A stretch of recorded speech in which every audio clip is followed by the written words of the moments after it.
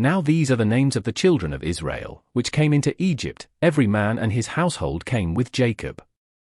Reuben, Simeon, Levi, and Judah. Issachar, Zebulun, and Benjamin.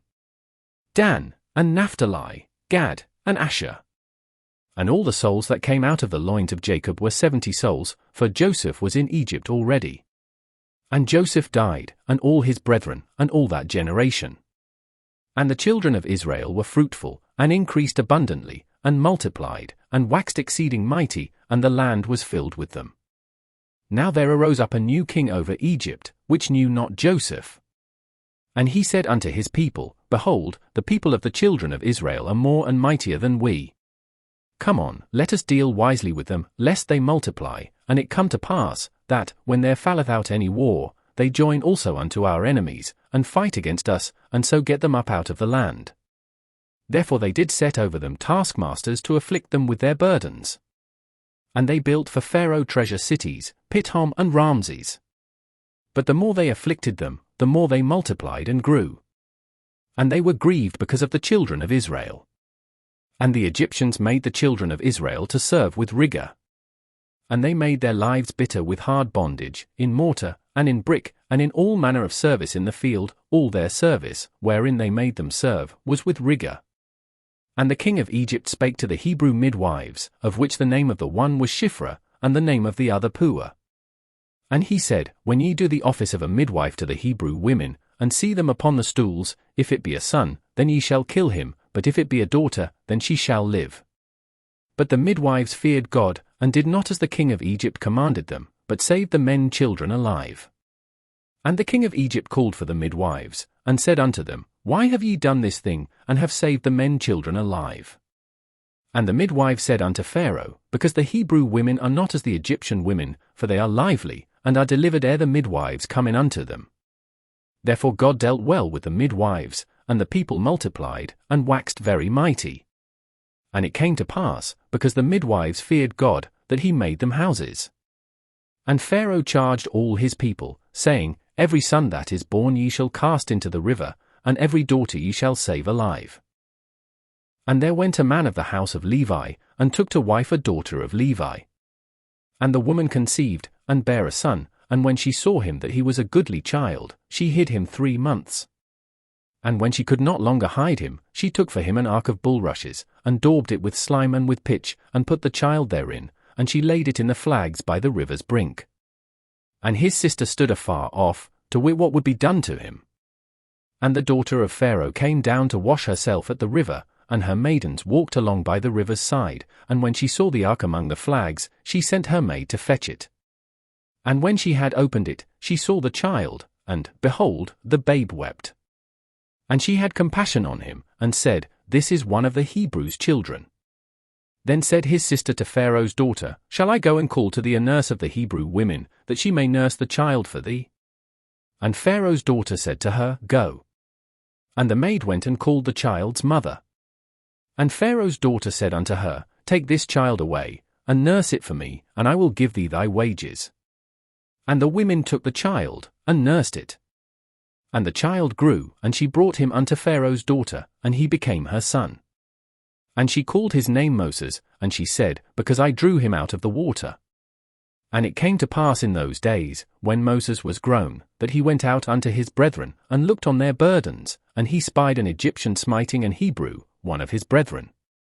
And he looked this way and that way, and when he saw that there was no man, he slew the Egyptian, and hid him in the sand. And when he went out the second day, behold, 2 men of the Hebrews strove together, and he said to him that did the wrong, Wherefore smitest thou thy fellow? And he said, Who made thee a prince and a judge over us? Intendest thou to kill me, as thou killedst the Egyptian? And Moses feared, and said, Surely this thing is known. Now when Pharaoh heard this thing, he sought to slay Moses. But Moses fled from the face of Pharaoh, and dwelt in the land of Midian, and he sat down by a well. Now the priest of Midian had 7 daughters, and they came and drew water, and filled the troughs to water their father's flock. And the shepherds came and drove them away, but Moses stood up and helped them, and watered their flock. And when they came to roil their father, he said, How is it that ye are come so soon today? And they said, An Egyptian delivered us out of the hand of the shepherds, and also drew water enough for us, and watered the flock. And he said unto his daughters, And where is he? Why is it that ye have left the man? Call him, that he may eat bread. And Moses was content to dwell with the man, and he gave Moses Zipporah his daughter. And she bare him a son, and he called his name Gershom, for he said, I have been a stranger in a strange land. And it came to pass in process of time, that the king of Egypt died, and the children of Israel sighed by reason of the bondage, and they cried, and their cry came up unto God by reason of the bondage. And God heard their groaning, and God remembered his covenant with Abraham, with Isaac, and with Jacob. And God looked upon the children of Israel, and God had respect unto them. Now Moses kept the flock of Jethro his father-in-law, the priest of Midian, and he led the flock to the backside of the desert, and came to the mountain of God, even to Horeb. And the angel of the Lord appeared unto him in a flame of fire out of the midst of a bush, and he looked, and, behold, the bush burned with fire, and the bush was not consumed. And Moses said, I will now turn aside, and see this great sight, why the bush is not burnt. And when the Lord saw that he turned aside to see, God called unto him out of the midst of the bush, and said, Moses, Moses. And he said, Here am I. And he said, Draw not nigh hither, put off thy shoes from off thy feet, for the place whereon thou standest is holy ground. Moreover he said, I am the God of thy father, the God of Abraham, the God of Isaac, and the God of Jacob. And Moses hid his face, for he was afraid to look upon God. And the Lord said, I have surely seen the affliction of my people which are in Egypt, and have heard their cry by reason of their taskmasters, for I know their sorrows. And I am come down to deliver them out of the hand of the Egyptians, and to bring them up out of that land unto a good land and a large, unto a land flowing with milk and honey, unto the place of the Canaanites, and the Hittites, and the Amorites, and the Perizzites, and the Hivites, and the Jebusites. Now therefore, behold, the cry of the children of Israel is come unto me, and I have also seen the oppression wherewith the Egyptians oppress them. Come now therefore, and I will send thee unto Pharaoh, that thou mayest bring forth my people the children of Israel out of Egypt. And Moses said unto God, Who am I, that I should go unto Pharaoh, and that I should bring forth the children of Israel out of Egypt? And he said, Certainly I will be with thee, and this shall be a token unto thee, that I have sent thee, when thou hast brought forth the people out of Egypt, ye shall serve God upon this mountain. And Moses said unto God, Behold, when I come unto the children of Israel, and shall say unto them, The God of your fathers hath sent me unto you, and they shall say to me, What is his name? What shall I say unto them? And God said unto Moses, I am that I am, and he said, Thus shalt thou say unto the children of Israel, I am hath sent me unto you. And God said moreover unto Moses, Thus shalt thou say unto the children of Israel, The Lord God of your fathers, the God of Abraham, the God of Isaac, and the God of Jacob, hath sent me unto you, this is my name forever, and this is my memorial unto all generations. Go, and gather the elders of Israel together, and say unto them, The Lord God of your fathers, the God of Abraham, of Isaac, and of Jacob, appeared unto me, saying, I have surely visited you, and seen that which is done to you in Egypt. And I have said, I will bring you up out of the affliction of Egypt unto the land of the Canaanites, and the Hittites, and the Amorites, and the Perizzites, and the Hivites, and the Jebusites, unto a land flowing with milk and honey. And they shall hearken to thy voice, and thou shalt come, thou and the elders of Israel, unto the king of Egypt, and ye shall say unto him, The Lord God of the Hebrews hath met with us, and now let us go, we beseech thee, 3 days' journey into the wilderness, that we may sacrifice to the Lord our God. And I am sure that the king of Egypt will not let you go, no, not by a mighty hand. And I will stretch out my hand, and smite Egypt with all my wonders which I will do in the midst thereof, and after that he will let you go. And I will give this people favor in the sight of the Egyptians, and it shall come to pass, that, when ye go, ye shall not go empty. But every woman shall borrow of her neighbor, and of her that sojourneth in her house, jewels of silver, and jewels of gold, and raiment, and ye shall put them upon your sons, and upon your daughters, and ye shall spoil the Egyptians. And Moses answered and said, But, behold, they will not believe me, nor hearken unto my voice, for they will say, The Lord hath not appeared unto thee. And the Lord said unto him, What is that in thine hand? And he said, A rod. And he said, Cast it on the ground. And he cast it on the ground, and it became a serpent, and Moses fled from before it. And the Lord said unto Moses, Put forth thine hand, and take it by the tail. And he put forth his hand, and caught it, and it became a rod in his hand. That they may believe that the Lord God of their fathers, the God of Abraham, the God of Isaac, and the God of Jacob, hath appeared unto thee. And the Lord said furthermore unto him, Put now thine hand into thy bosom. And he put his hand into his bosom, and when he took it out, behold, his hand was leprous as snow. And he said, Put thine hand into thy bosom again. And he put his hand into his bosom again, and plucked it out of his bosom, and, behold, it was turned again as his other flesh. And it shall come to pass, if they will not believe thee, neither hearken to the voice of the first sign, that they will believe the voice of the latter sign. And it shall come to pass, if they will not believe also these two signs, neither hearken unto thy voice, that thou shalt take of the water of the river, and pour it upon the dry land, and the water which thou takest out of the river shall become blood upon the dry land. And Moses said unto the Lord, O my Lord, I am not eloquent, neither heretofore, nor since thou hast spoken unto thy servant, but I am slow of speech, and of a slow tongue. And the Lord said unto him, Who hath made man's mouth? Or who maketh the dumb, or deaf, or the seeing, or the blind? Have not I the Lord? Now therefore go, and I will be with thy mouth, and teach thee what thou shalt say. And he said, O my Lord, send, I pray thee, by the hand of him whom thou wilt send. And the anger of the Lord was kindled against Moses, and he said, Is not Aaron the Levite thy brother? I know that he can speak well. And also, behold, he cometh forth to meet thee, and when he seeth thee, he will be glad in his heart.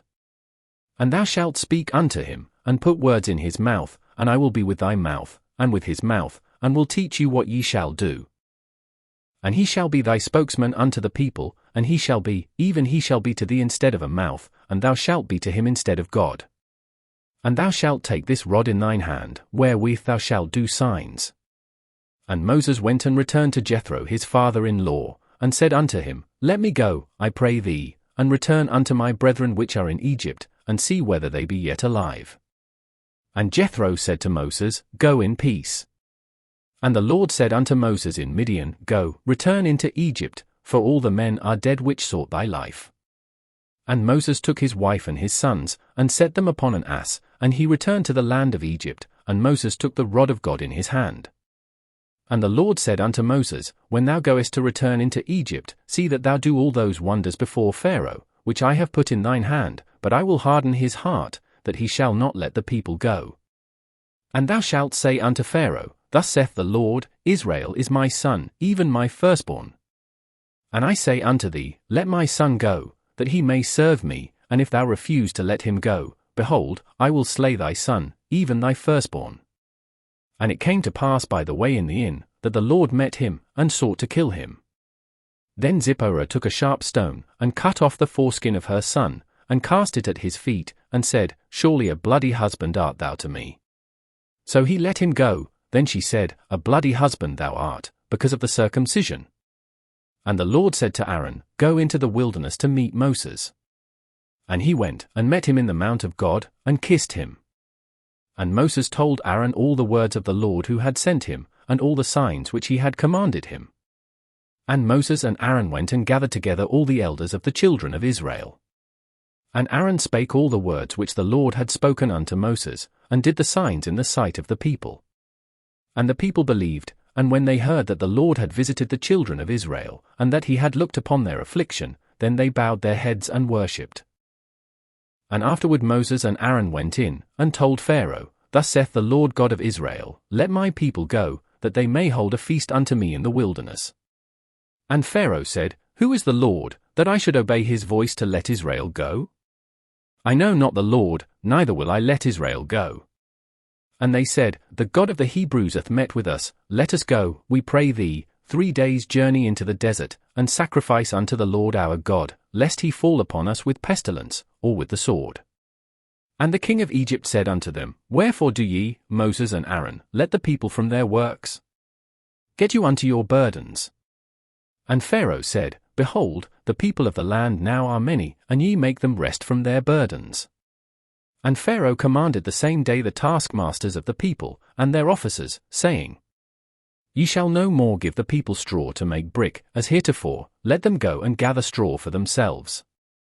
And the tale of the bricks, which they did make heretofore, ye shall lay upon them, ye shall not diminish aught thereof, for they be idle, therefore they cry, saying, Let us go and sacrifice to our God.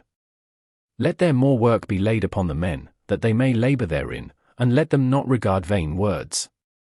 And the taskmasters of the people went out, and their officers, and they spake to the people, saying, Thus saith Pharaoh, I will not give you straw.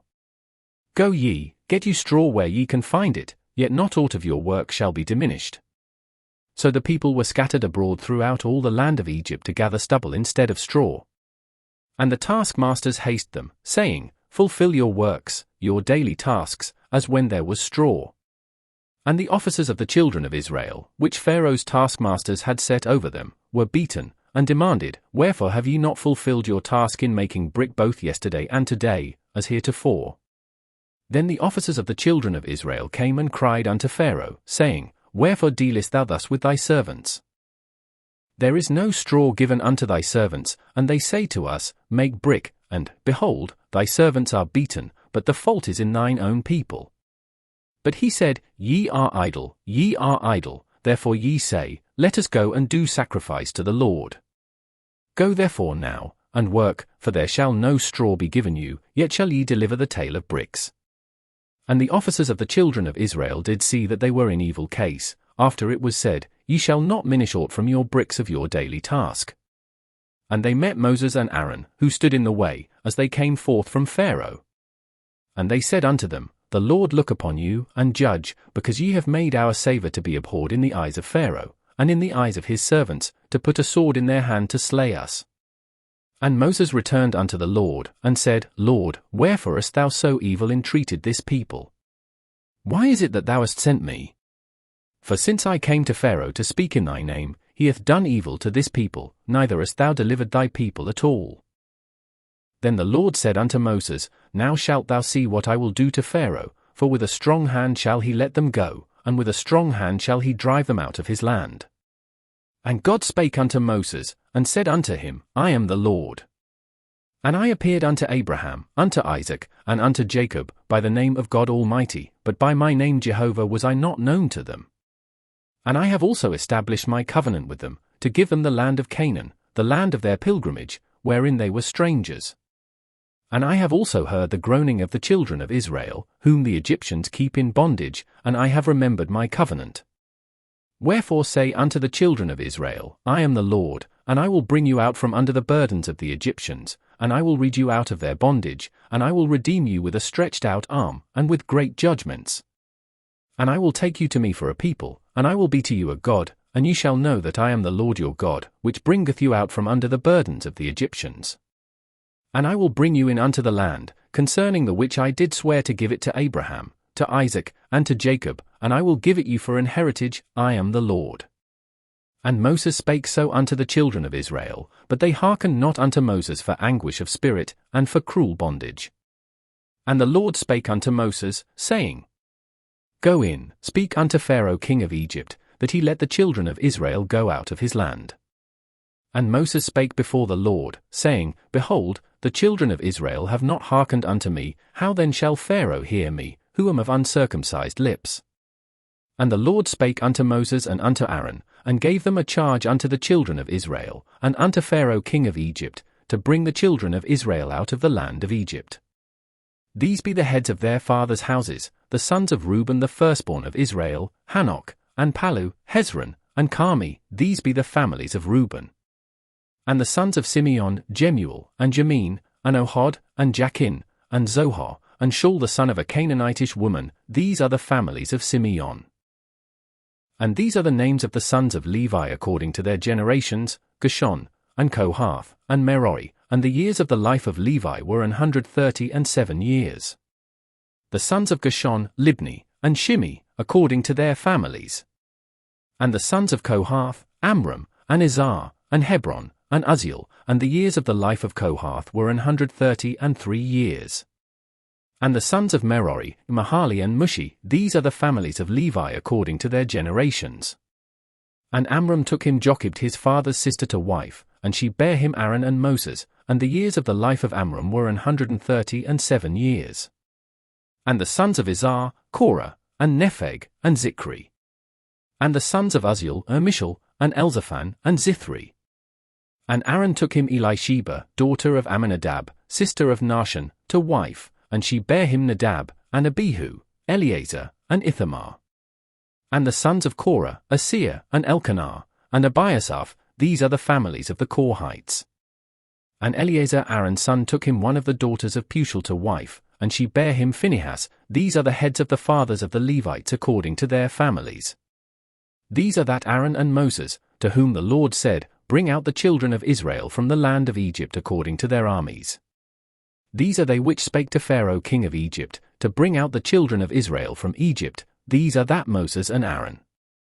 And it came to pass on the day when the Lord spake unto Moses in the land of Egypt, that the Lord spake unto Moses, saying, I am the Lord, speak thou unto Pharaoh king of Egypt all that I say unto thee. And Moses said before the Lord, Behold, I am of uncircumcised lips, and how shall Pharaoh hearken unto me? And the Lord said unto Moses, See, I have made thee a god to Pharaoh, and Aaron thy brother shall be thy prophet. Thou shalt speak all that I command thee, and Aaron thy brother shall speak unto Pharaoh, that he send the children of Israel out of his land. And I will harden Pharaoh's heart, and multiply my signs and my wonders in the land of Egypt. But Pharaoh shall not hearken unto you, that I may lay my hand upon Egypt, and bring forth mine armies, and my people the children of Israel, out of the land of Egypt by great judgments. And the Egyptians shall know that I am the Lord, when I stretch forth mine hand upon Egypt, and bring out the children of Israel from among them. And Moses and Aaron did as the Lord commanded them, so did they. And Moses was 80 years old, and Aaron 83 years old, when they spake unto Pharaoh. And the Lord spake unto Moses and unto Aaron, saying, When Pharaoh shall speak unto you, saying, Show a miracle for you, then thou shalt say unto Aaron, Take thy rod, and cast it before Pharaoh, and it shall become a serpent. And Moses and Aaron went in unto Pharaoh, and they did so as the Lord had commanded, and Aaron cast down his rod before Pharaoh, and before his servants, and it became a serpent. Then Pharaoh also called the wise men and the sorcerers, now the magicians of Egypt, they also did in like manner with their enchantments. For they cast down every man his rod, and they became serpents, but Aaron's rod swallowed up their rods. And he hardened Pharaoh's heart, that he hearkened not unto them, as the Lord had said. And the Lord said unto Moses, Pharaoh's heart is hardened, he refuseth to let the people go. Get thee unto Pharaoh in the morning, lo, he goeth out unto the water, and thou shalt stand by the river's brink against he come, and the rod which was turned to a serpent shalt thou take in thine hand. And thou shalt say unto him, The Lord God of the Hebrews hath sent me unto thee, saying, Let my people go, that they may serve me in the wilderness, and, behold, hitherto thou wouldest not hear. Thus saith the Lord, In this thou shalt know that I am the Lord, behold, I will smite with the rod that is in mine hand upon the waters which are in the river, and they shall be turned to blood. And the fish that is in the river shall die, and the river shall stink, and the Egyptians shall loathe to drink of the water of the river. And the Lord spake unto Moses, Say unto Aaron, Take thy rod, and stretch out thine hand upon the waters of Egypt, upon their streams, upon their rivers, and upon their ponds, and upon all their pools of water, that they may become blood, and that there may be blood throughout all the land of Egypt, both in vessels of wood, and in vessels of stone. And Moses and Aaron did so, as the Lord commanded, and he lifted up the rod, and smote the waters that were in the river, in the sight of Pharaoh, and in the sight of his servants, and all the waters that were in the river were turned to blood. And the fish that was in the river died, and the river stank, and the Egyptians could not drink of the water of the river, and there was blood throughout all the land of Egypt. And the magicians of Egypt did so with their enchantments, and Pharaoh's heart was hardened, neither did he hearken unto them, as the Lord had said. And Pharaoh turned and went into his house, neither did he set his heart to this also. And all the Egyptians digged round about the river for water to drink, for they could not drink of the water of the river. And 7 days were fulfilled, after that the Lord had smitten the river. And the Lord spake unto Moses, Go unto Pharaoh, and say unto him, Thus saith the Lord, Let my people go, that they may serve me. And if thou refuse to let them go, behold, I will smite all thy borders with frogs. And the river shall bring forth frogs abundantly, which shall go up and come into thine house, and into thy bedchamber, and upon thy bed, and into the house of thy servants, and upon thy people, and into thine ovens, and into thy kneading troughs.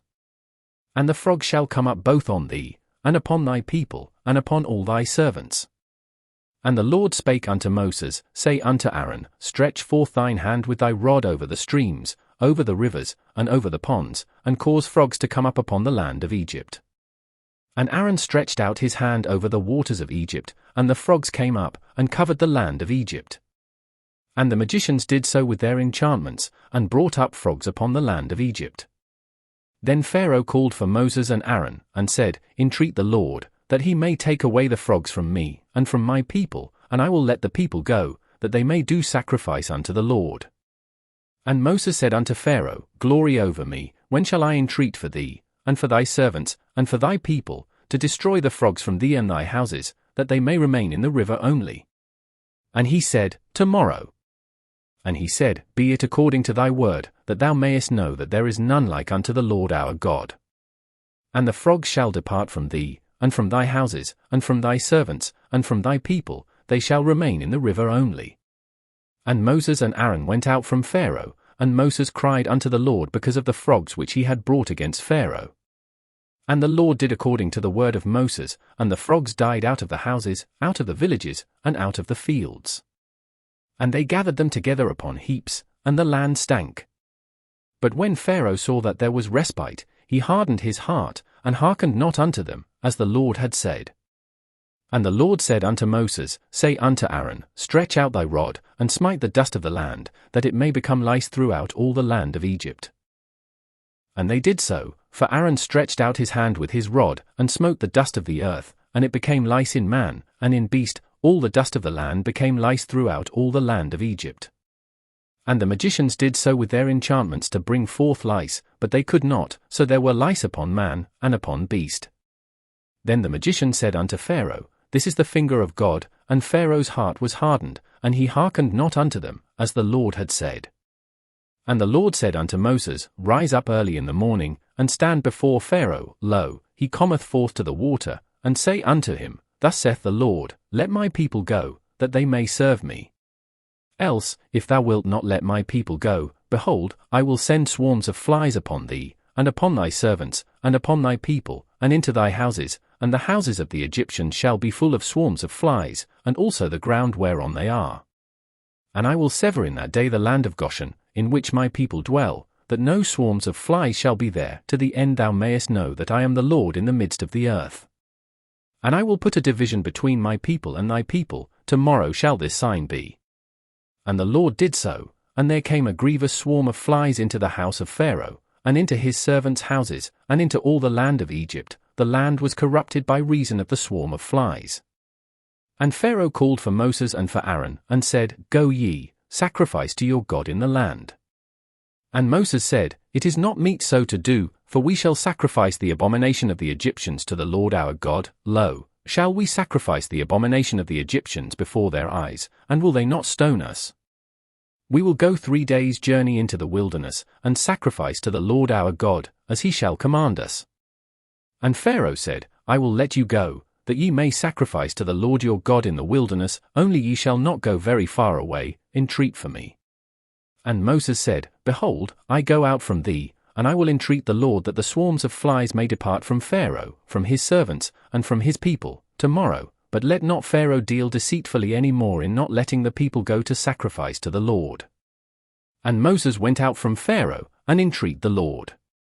And the Lord did according to the word of Moses, and he removed the swarms of flies from Pharaoh, from his servants, and from his people, there remained not one. And Pharaoh hardened his heart at this time also, neither would he let the people go. Then the Lord said unto Moses, Go in unto Pharaoh, and tell him, Thus saith the Lord God of the Hebrews, Let my people go, that they may serve me.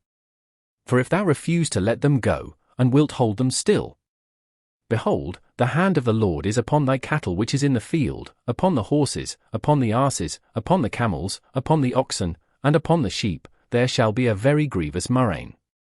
And the Lord shall sever between the cattle of Israel and the cattle of Egypt, and there shall nothing die of all that is the children's of Israel. And the Lord appointed a set time, saying, Tomorrow the Lord shall do this thing in the land. And the Lord did that thing on the morrow, and all the cattle of Egypt died, but of the cattle of the children of Israel died not one. And Pharaoh sent, and, behold, there was not one of the cattle of the Israelites dead. And the heart of Pharaoh was hardened, and he did not let the people go. And the Lord said unto Moses and unto Aaron, Take to you handfuls of ashes of the furnace, and let Moses sprinkle it toward the heaven in the sight of Pharaoh. And it shall become small dust in all the land of Egypt, and shall be a boil breaking forth with blains upon man, and upon beast, throughout all the land of Egypt. And they took ashes of the furnace, and stood before Pharaoh, and Moses sprinkled it up toward heaven, and it became a boil breaking forth with blains upon man, and upon beast. And the magicians could not stand before Moses because of the boils, for the boil was upon the magicians, and upon all the Egyptians. And the Lord hardened the heart of Pharaoh, and he hearkened not unto them, as the Lord had spoken unto Moses. And the Lord said unto Moses, Rise up early in the morning, and stand before Pharaoh, and say unto him, Thus saith the Lord God of the Hebrews, Let my people go, that they may serve me. For I will at this time send all my plagues upon thine heart, and upon thy servants, and upon thy people, that thou mayest know that there is none like me in all the earth. For now I will stretch out my hand, that I may smite thee and thy people with pestilence, and thou shalt be cut off from the earth. And in very deed for this cause have I raised thee up, for to show in thee my power, and that my name may be declared throughout all the earth. As yet exaltest thou thyself against my people, that thou wilt not let them go? Behold, tomorrow about this time I will cause it to rain a very grievous hail, such as hath not been in Egypt since the foundation thereof even until now. Send therefore now, and gather thy cattle, and all that thou hast in the field, for upon every man and beast which shall be found in the field, and shall not be brought home, the hail shall come down upon them, and they shall die. He that feared the word of the Lord among the servants of Pharaoh made his servants and his cattle flee into the houses. And he that regarded not the word of the Lord left his servants and his cattle in the field. And the Lord said unto Moses, Stretch forth thine hand toward heaven, that there may be hail in all the land of Egypt, upon man, and upon beast, and upon every herb of the field, throughout the land of Egypt. And Moses stretched forth his rod toward heaven, and the Lord sent thunder and hail, and the fire ran along upon the ground, and the Lord rained hail upon the land of Egypt. So there was hail, and fire mingled with the hail, very grievous, such as there was none like it in all the land of Egypt since it became a nation. And the hail smote throughout all the land of Egypt all that was in the field, both man and beast, and the hail smote every herb of the field, and brake every tree of the field. Only in the land of Goshen, where the children of Israel were, was there no hail. And Pharaoh sent, and called for Moses and Aaron, and said unto them, I have sinned this time, the Lord is righteous, and I and my people are wicked. Entreat the Lord, for it is enough, that there be no more mighty thunderings and hail, and I will let you go, and ye shall stay no longer. And Moses said unto him, As soon as I am gone out of the city, I will spread abroad my hands unto the Lord, and the thunder shall cease, neither shall there be any more hail, that thou mayest know how that the earth is the Lord's. But as for thee and thy servants, I know that ye will not yet fear the Lord God. And the flax and the barley was smitten, for the barley was in the ear, and the flax was bold. But the wheat and the rye were not smitten, for they were not grown up. And Moses went out of the city from Pharaoh, and spread abroad his hands unto the Lord, and the thunders and hail ceased, and the rain was not poured upon the earth. And when Pharaoh saw that the rain and the hail and the thunders were ceased, he sinned yet more, and hardened his heart, he and his servants. And the heart of Pharaoh was hardened, neither would he let the children of Israel go, as the Lord had spoken by Moses. And the Lord said unto Moses, Go in unto Pharaoh, for I have hardened his heart, and the heart of his servants, that I might show these my signs before him. And that thou mayest tell in the ears of thy son, and of thy son's son, what things I have wrought in Egypt, and my signs which I have done among them, that ye may know how that I am the Lord. And Moses and Aaron came in unto Pharaoh, and said unto him, Thus saith the Lord God of the Hebrews, How long wilt thou refuse to humble thyself before me? Let my people go, that they may serve me. Else, if thou refuse to let my people go, behold, tomorrow will I bring the locusts into thy coast. And they shall cover the face of the earth, that one cannot be able to see the earth, and they shall eat the residue of that which is escaped, which remaineth unto you from the hail, and shall eat every tree which groweth for you out of the field. And they shall fill thy houses, and the houses of all thy servants, and the houses of all the Egyptians, which neither thy fathers, nor thy fathers' fathers have seen, since the day that they were upon the earth unto this day. And he turned himself, and went out from Pharaoh. And Pharaoh's servant said unto him, How long shall this man be a snare unto us? Let the men go, that they may serve the Lord their God. Knowest thou not yet that Egypt is destroyed? And Moses and Aaron were brought again unto Pharaoh, and he said unto them, Go, serve the Lord your God, but who are they that shall go? And Moses said, We will go with our young and with our old, with our sons and with our daughters, with our flocks and with our herds will we go, for we must hold a feast unto the Lord. And he said unto them, Let the Lord be so with you, as I will let you go, and your little ones, look to it, for evil is before you. Not so, go now ye that are men, and serve the Lord, for that ye did desire. And they were driven out from Pharaoh's presence. And the Lord said unto Moses, Stretch out thine hand over the land of Egypt for the locusts, that they may come up upon the land of Egypt, and eat every herb of the land, even all that the hail hath left. And Moses stretched forth his rod over the land of Egypt, and the Lord brought an east wind upon the land all that day, and all that night, and when it was morning, the east wind brought the locusts. And the locusts went up over all the land of Egypt, and rested in all the coasts of Egypt. Very grievous were they, before them there were no such locusts as they, neither after them shall be such. For they covered the face of the whole earth, so that the land was darkened, and they did eat every herb of the land, and all the fruit of the trees which the hail had left, and there remained not any green thing in the trees, or in the herbs of the field, through all the land of Egypt. Then Pharaoh called for Moses and Aaron in haste, and he said, I have sinned against the Lord your God, and against you. Now therefore forgive, I pray thee, my sin only this once, and entreat the Lord your God, that he may take away from me this death only. And he went out from Pharaoh, and entreat the Lord. And the Lord turned a mighty strong west wind, which took away the locusts, and cast them into the Red Sea. There remained not one locust in all the coasts of Egypt. But the Lord hardened Pharaoh's heart, so that he would not let the children of Israel go. And the Lord said unto Moses, Stretch out thine hand toward heaven, that there may be darkness over the land of Egypt, even darkness which may be felt. And Moses stretched forth his hand toward heaven, and there was a thick darkness in all the land of Egypt 3 days. They saw not one another, neither rose any from his place for 3 days, but all the children of Israel had light in their dwellings. And Pharaoh called unto Moses, and said, Go ye, serve the Lord, only let your flocks and your herds be stayed, let your little ones also go with you. And Moses said, Thou must give us also sacrifices and burnt offerings, that we may sacrifice unto the Lord our God. Our cattle also shall go with us, there shall not an hoof be left behind, for thereof must we take to serve the Lord our God, and we know not with what we must serve the Lord, until we come thither. But the Lord hardened Pharaoh's heart, and he would not let them go. And Pharaoh said unto him, Get thee from me, take heed to thyself, see my face no more, for in that day thou sayest, My face thou shalt die. And Moses said, Thou hast spoken well, I will see thy face again no more. And the Lord said unto Moses, Yet will I bring one plague more upon Pharaoh, and upon Egypt, afterwards he will let you go hence. When he shall let you go, he shall surely thrust you out hence altogether. Speak now in the ears of the people, and let every man borrow of his neighbor, and every woman of her neighbor, jewels of silver and jewels of gold. And the Lord gave the people favor in the sight of the Egyptians. Moreover the man Moses was very great in the land of Egypt, in the sight of Pharaoh's servants, and in the sight of the people. And Moses said, Thus saith the Lord, About midnight will I go out into the midst of Egypt. And all the firstborn in the land of Egypt shall die, from the firstborn of Pharaoh that sitteth upon his throne, even unto the firstborn of the maidservant that is behind the mill, and all the firstborn of beasts. And there shall be a great cry throughout all the land of Egypt, such as there was none like it, nor shall be like it any more.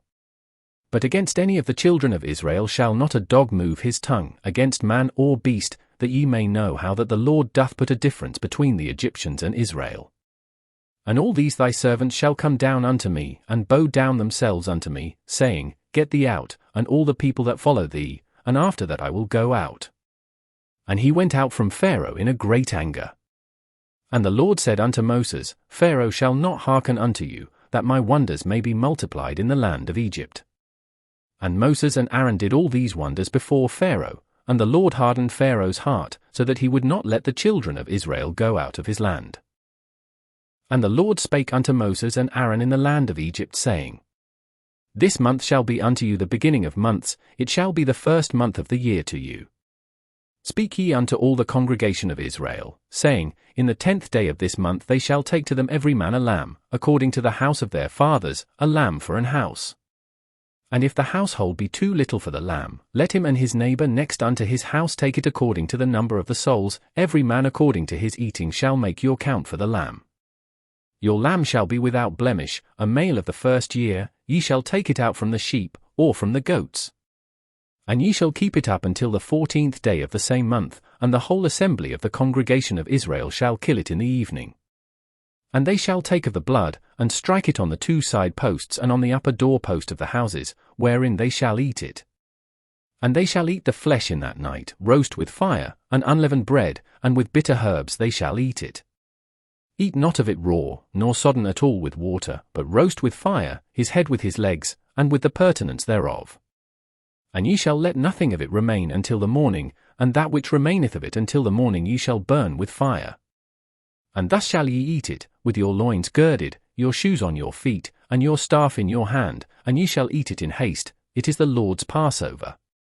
For I will pass through the land of Egypt this night, and will smite all the firstborn in the land of Egypt, both man and beast, and against all the gods of Egypt I will execute judgment, I am the Lord.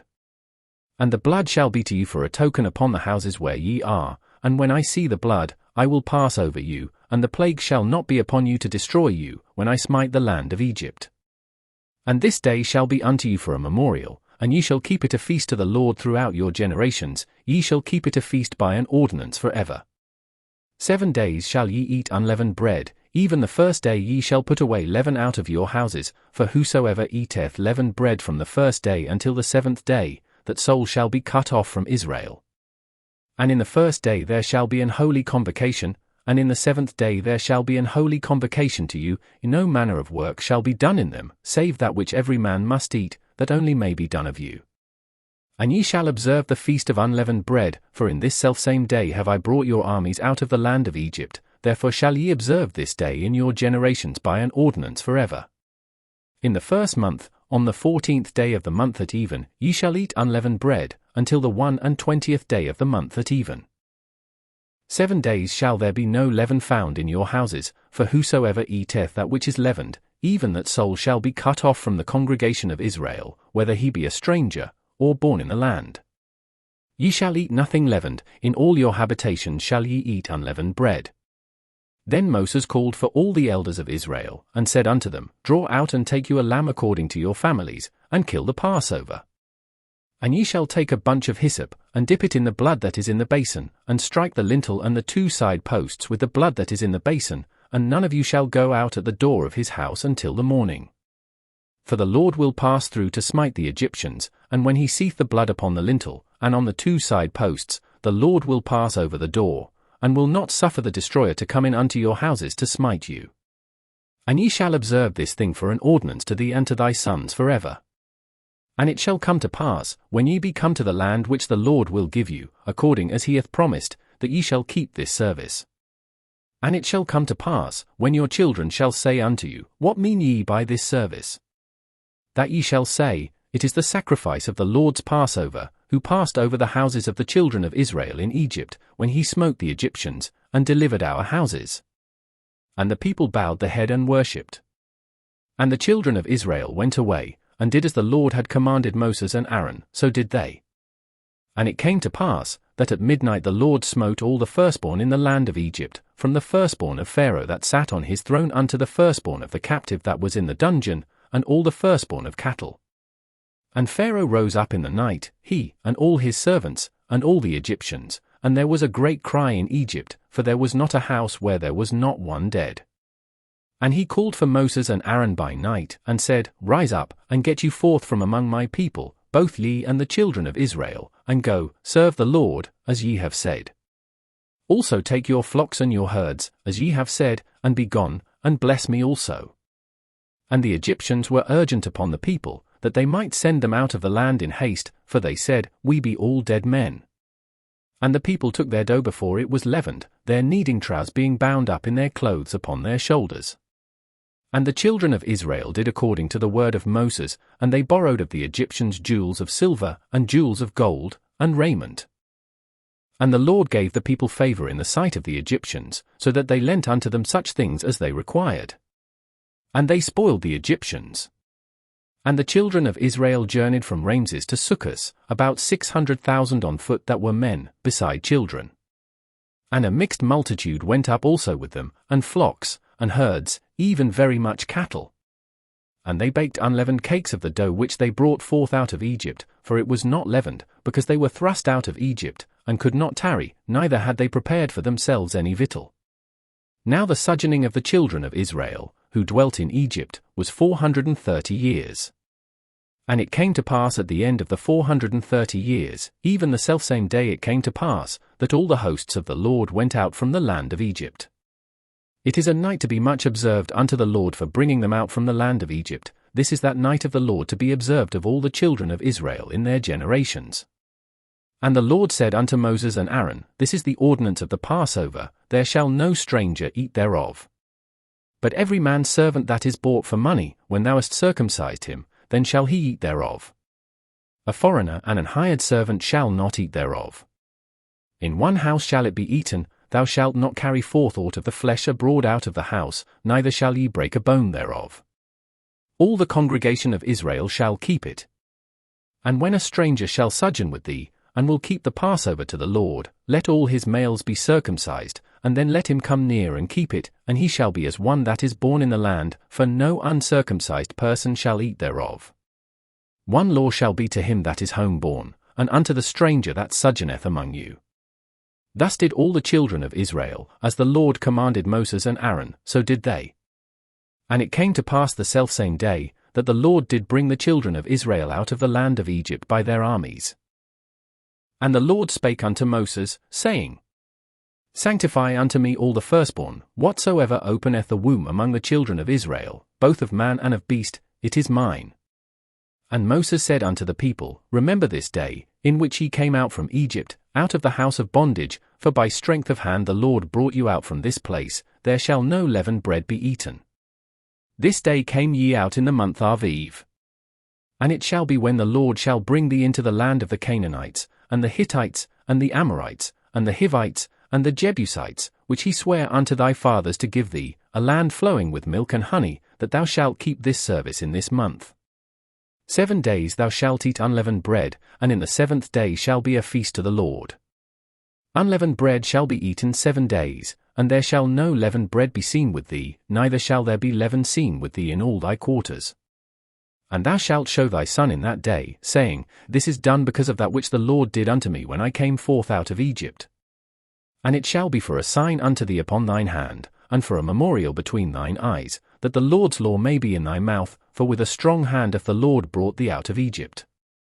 Thou shalt therefore keep this ordinance in his season from year to year.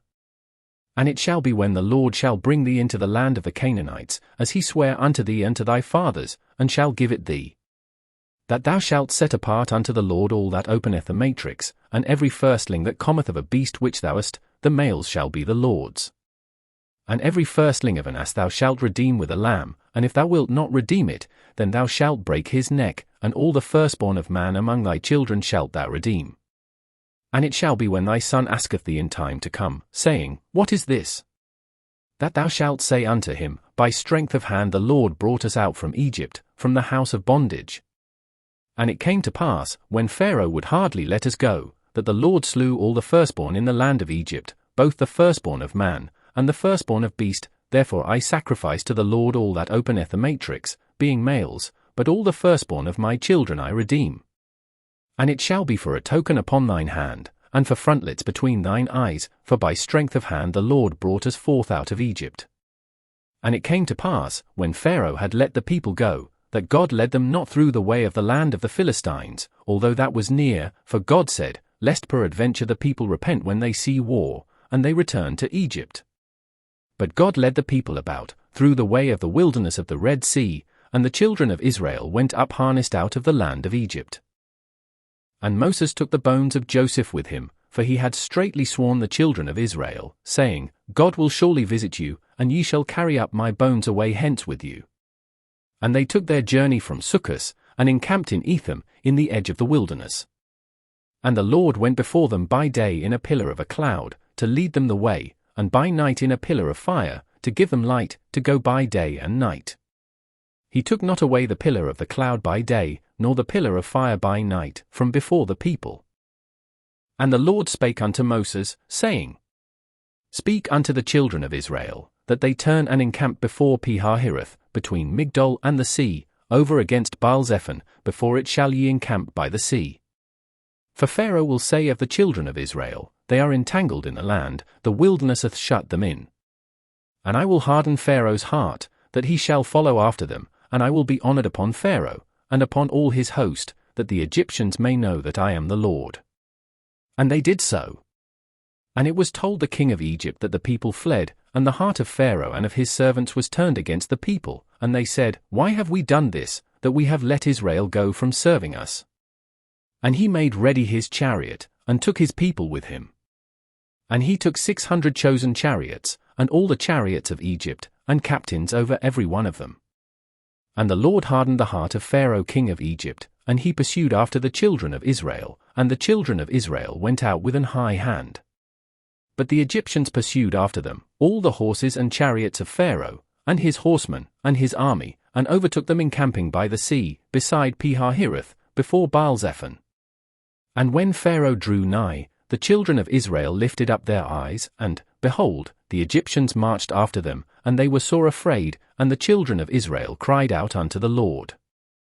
And they said unto Moses, Because there were no graves in Egypt, hast thou taken us away to die in the wilderness? Wherefore hast thou dealt thus with us, to carry us forth out of Egypt? Is not this the word that we did tell thee in Egypt, saying, Let us alone, that we may serve the Egyptians? For it had been better for us to serve the Egyptians, than that we should die in the wilderness. And Moses said unto the people, Fear ye not, stand still, and see the salvation of the Lord, which he will show to you today, for the Egyptians whom ye have seen today, ye shall see them again no more forever. The Lord shall fight for you, and ye shall hold your peace. And the Lord said unto Moses, Wherefore criest thou unto me? Speak unto the children of Israel, that they go forward. But lift thou up thy rod, and stretch out thine hand over the sea, and divide it, and the children of Israel shall go on dry ground through the midst of the sea.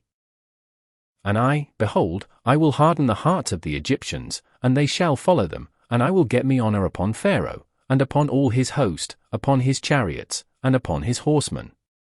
And the Egyptians shall know that I am the Lord, when I have gotten me honor upon Pharaoh, upon his chariots, and upon his horsemen.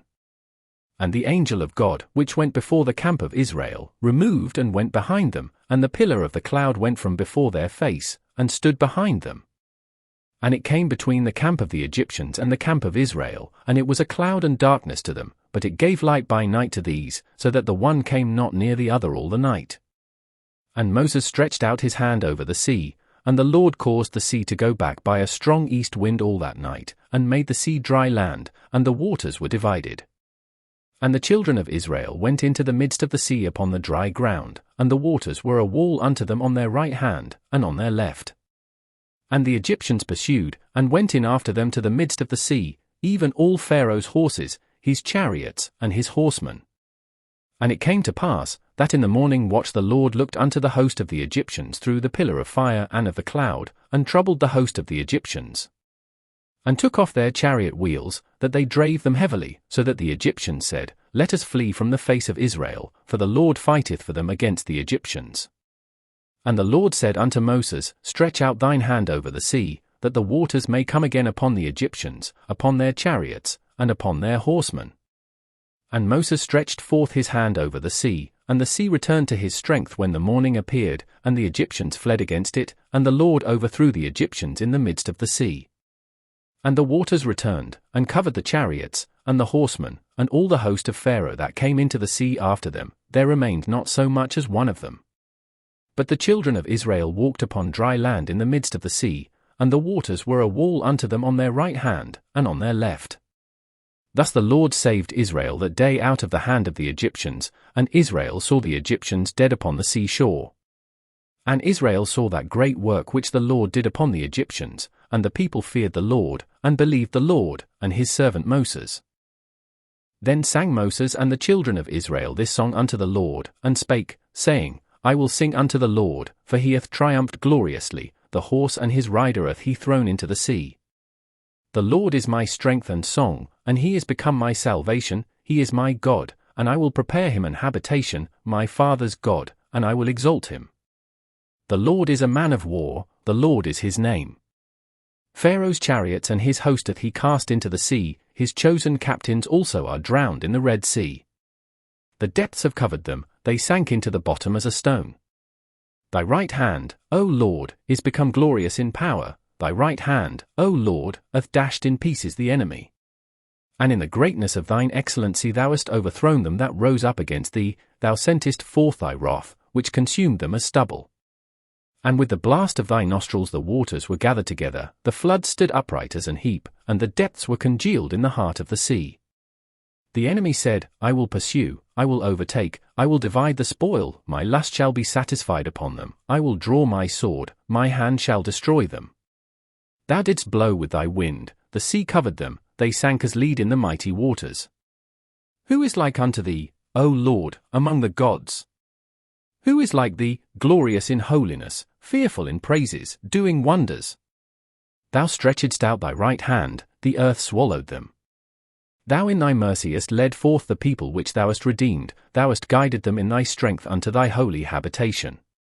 The people shall hear, and be afraid, sorrow shall take hold on the inhabitants of Palestina. Then the dukes of Edom shall be amazed, the mighty men of Moab, trembling shall take hold upon them, all the inhabitants of Canaan shall melt away. Fear and dread shall fall upon them, by the greatness of thine arm they shall be as still as a stone, till thy people pass over, O Lord, till the people pass over, which thou hast purchased. Thou shalt bring them in, and plant them in the mountain of thine inheritance, in the place, O Lord, which thou hast made for thee to dwell in the sanctuary, O Lord, which thy hands have established. The Lord shall reign for ever and ever. For the horse of Pharaoh went in with his chariots and with his horsemen into the sea, and the Lord brought again the waters of the sea upon them, but the children of Israel went on dry land in the midst of the sea. And Miriam the prophetess, the sister of Aaron, took a timbrel in her hand, and all the women went out after her with timbrels and with dances. And Miriam answered them, Sing ye to the Lord, for he hath triumphed gloriously, the horse and his rider hath he thrown into the sea. So Moses brought Israel from the Red Sea, and they went out into the wilderness of Shur, and they went 3 days in the wilderness, and found no water. And when they came to Marah, they could not drink of the waters of Marah, for they were bitter, therefore the name of it was called Marah. And the people murmured against Moses, saying, What shall we drink? And he cried unto the Lord, and the Lord showed him a tree, which when he had cast into the waters were made sweet, there he made for them a statute and an ordinance, and there he proved them. And said, If thou wilt diligently hearken to the voice of the Lord thy God, and wilt do that which is right in his sight, and wilt give ear to his commandments, and keep all his statutes, I will put none of these diseases upon thee, which I have brought upon the Egyptians, for I am the Lord that healeth thee. And they came to Elim, where were 12 wells of water, and 70 palm trees, and they encamped there by the waters. And they took their journey from Elim, and all the congregation of the children of Israel came unto the wilderness of Sin, which is between Elim and Sinai, on the 15th day of the 2nd month after their departing out of the land of Egypt. And the whole congregation of the children of Israel murmured against Moses and Aaron in the wilderness. And the children of Israel said unto them, Would to God we had died by the hand of the Lord in the land of Egypt, when we sat by the flesh pots, and when we did eat bread to the full, for ye have brought us forth into this wilderness, to kill this whole assembly with hunger. Then said the Lord unto Moses, Behold, I will rain bread from heaven for you, and the people shall go out and gather a certain rate every day, that I may prove them, whether they will walk in my law, or no. And it shall come to pass, that on the 6th day they shall prepare that which they bring in, and it shall be twice as much as they gather daily. And Moses and Aaron said unto all the children of Israel, At even, then ye shall know that the Lord hath brought you out from the land of Egypt. And in the morning, then ye shall see the glory of the Lord, for that he heareth your murmurings against the Lord. And what are we, that ye murmur against us? And Moses said, This shall be, when the Lord shall give you in the evening flesh to eat, and in the morning bread to the full, for that the Lord heareth your murmurings which ye murmur against him. And what are we? Your murmurings are not against us, but against the Lord. And Moses spake unto Aaron, Say unto all the congregation of the children of Israel, Come near before the Lord, for he hath heard your murmurings. And it came to pass, as Aaron spake unto the whole congregation of the children of Israel, that they looked toward the wilderness, and, behold, the glory of the Lord appeared in the cloud. And the Lord spake unto Moses, saying, I have heard the murmurings of the children of Israel. Speak unto them, saying, At even ye shall eat flesh, and in the morning ye shall be filled with bread, and ye shall know that I am the Lord your God. And it came to pass, that at even the quails came up, and covered the camp, and in the morning the dew lay round about the host. And when the dew that lay was gone up, behold, upon the face of the wilderness there lay a small round thing, as small as the hoar frost on the ground.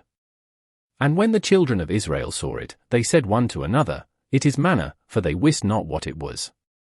And Moses said unto them, This is the bread which the Lord hath given you to eat.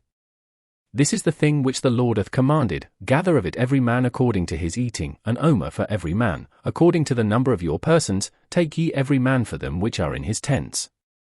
And the children of Israel did so, and gathered, some more, some less. And when they did meet it with an omer, he that gathered much had nothing over, and he that gathered little had no lack, they gathered every man according to his eating. And Moses said, Let no man leave of it till the morning. Notwithstanding they hearkened not unto Moses, but some of them left of it until the morning, and it bred worms, and stank, and Moses was wroth with them. And they gathered it every morning, every man according to his eating, and when the sun waxed hot, it melted. And it came to pass, that on the 6th day they gathered twice as much bread, 2 omers for one man, and all the rulers of the congregation came and told Moses. And he said unto them, This is that which the Lord hath said, Tomorrow is the rest of the holy Sabbath unto the Lord, bake that which ye will bake today, and seethe that ye will seethe, and that which remaineth over lay up for you to be kept until the morning. And they laid it up till the morning, as Moses bade, and it did not stink, neither was there any worm therein. And Moses said, Eat that today, for today is a Sabbath unto the Lord, today ye shall not find it in the field. 6 days ye shall gather it, but on the 7th day, which is the Sabbath, in it there shall be none. And it came to pass, that there went out some of the people on the 7th day for to gather, and they found none. And the Lord said unto Moses, How long refuse ye to keep my commandments and my laws? See, for that the Lord hath given you the Sabbath, therefore he giveth you on the 6th day the bread of 2 days, abide ye every man in his place, let no man go out of his place on the 7th day. So the people rested on the 7th day. And the house of Israel called the name thereof manna, and it was like coriander seed, white, and the taste of it was like wafers made with honey. And Moses said, This is the thing which the Lord commandeth, fill an omer of it to be kept for your generations, that they may see the bread wherewith I have fed you in the wilderness, when I brought you forth from the land of Egypt. And Moses said unto Aaron, Take a pot, and put an omer full of manna therein, and lay it up before the Lord, to be kept for your generations. As the Lord commanded Moses, so Aaron laid it up before the testimony, to be kept. And the children of Israel did eat manna 40 years, until they came to a land inhabited, they did eat manna, until they came unto the borders of the land of Canaan. Now an omer is the 10th part of an ephah. And all the congregation of the children of Israel journeyed from the wilderness of Sin, after their journeys, according to the commandment of the Lord, and pitched in Rephidim, and there was no water for the people to drink. Wherefore the people did chide with Moses, and said, Give us water that we may drink. And Moses said unto them, Why chide ye with me? Wherefore do ye tempt the Lord? And the people thirsted there for water, and the people murmured against Moses, and said, Wherefore is this that thou hast brought us up out of Egypt, to kill us and our children and our cattle with thirst? And Moses cried unto the Lord, saying, What shall I do unto this people? They be almost ready to stone me. And the Lord said unto Moses, Go on before the people, and take with thee of the elders of Israel, and thy rod, wherewith thou smotest the river, take in thine hand, and go. Behold, I will stand before thee there upon the rock in Horeb, and thou shalt smite the rock, and there shall come water out of it, that the people may drink. And Moses did so in the sight of the elders of Israel. And he called the name of the place Massah and Meribah, because of the chiding of the children of Israel, and because they tempted the Lord, saying, Is the Lord among us, or not?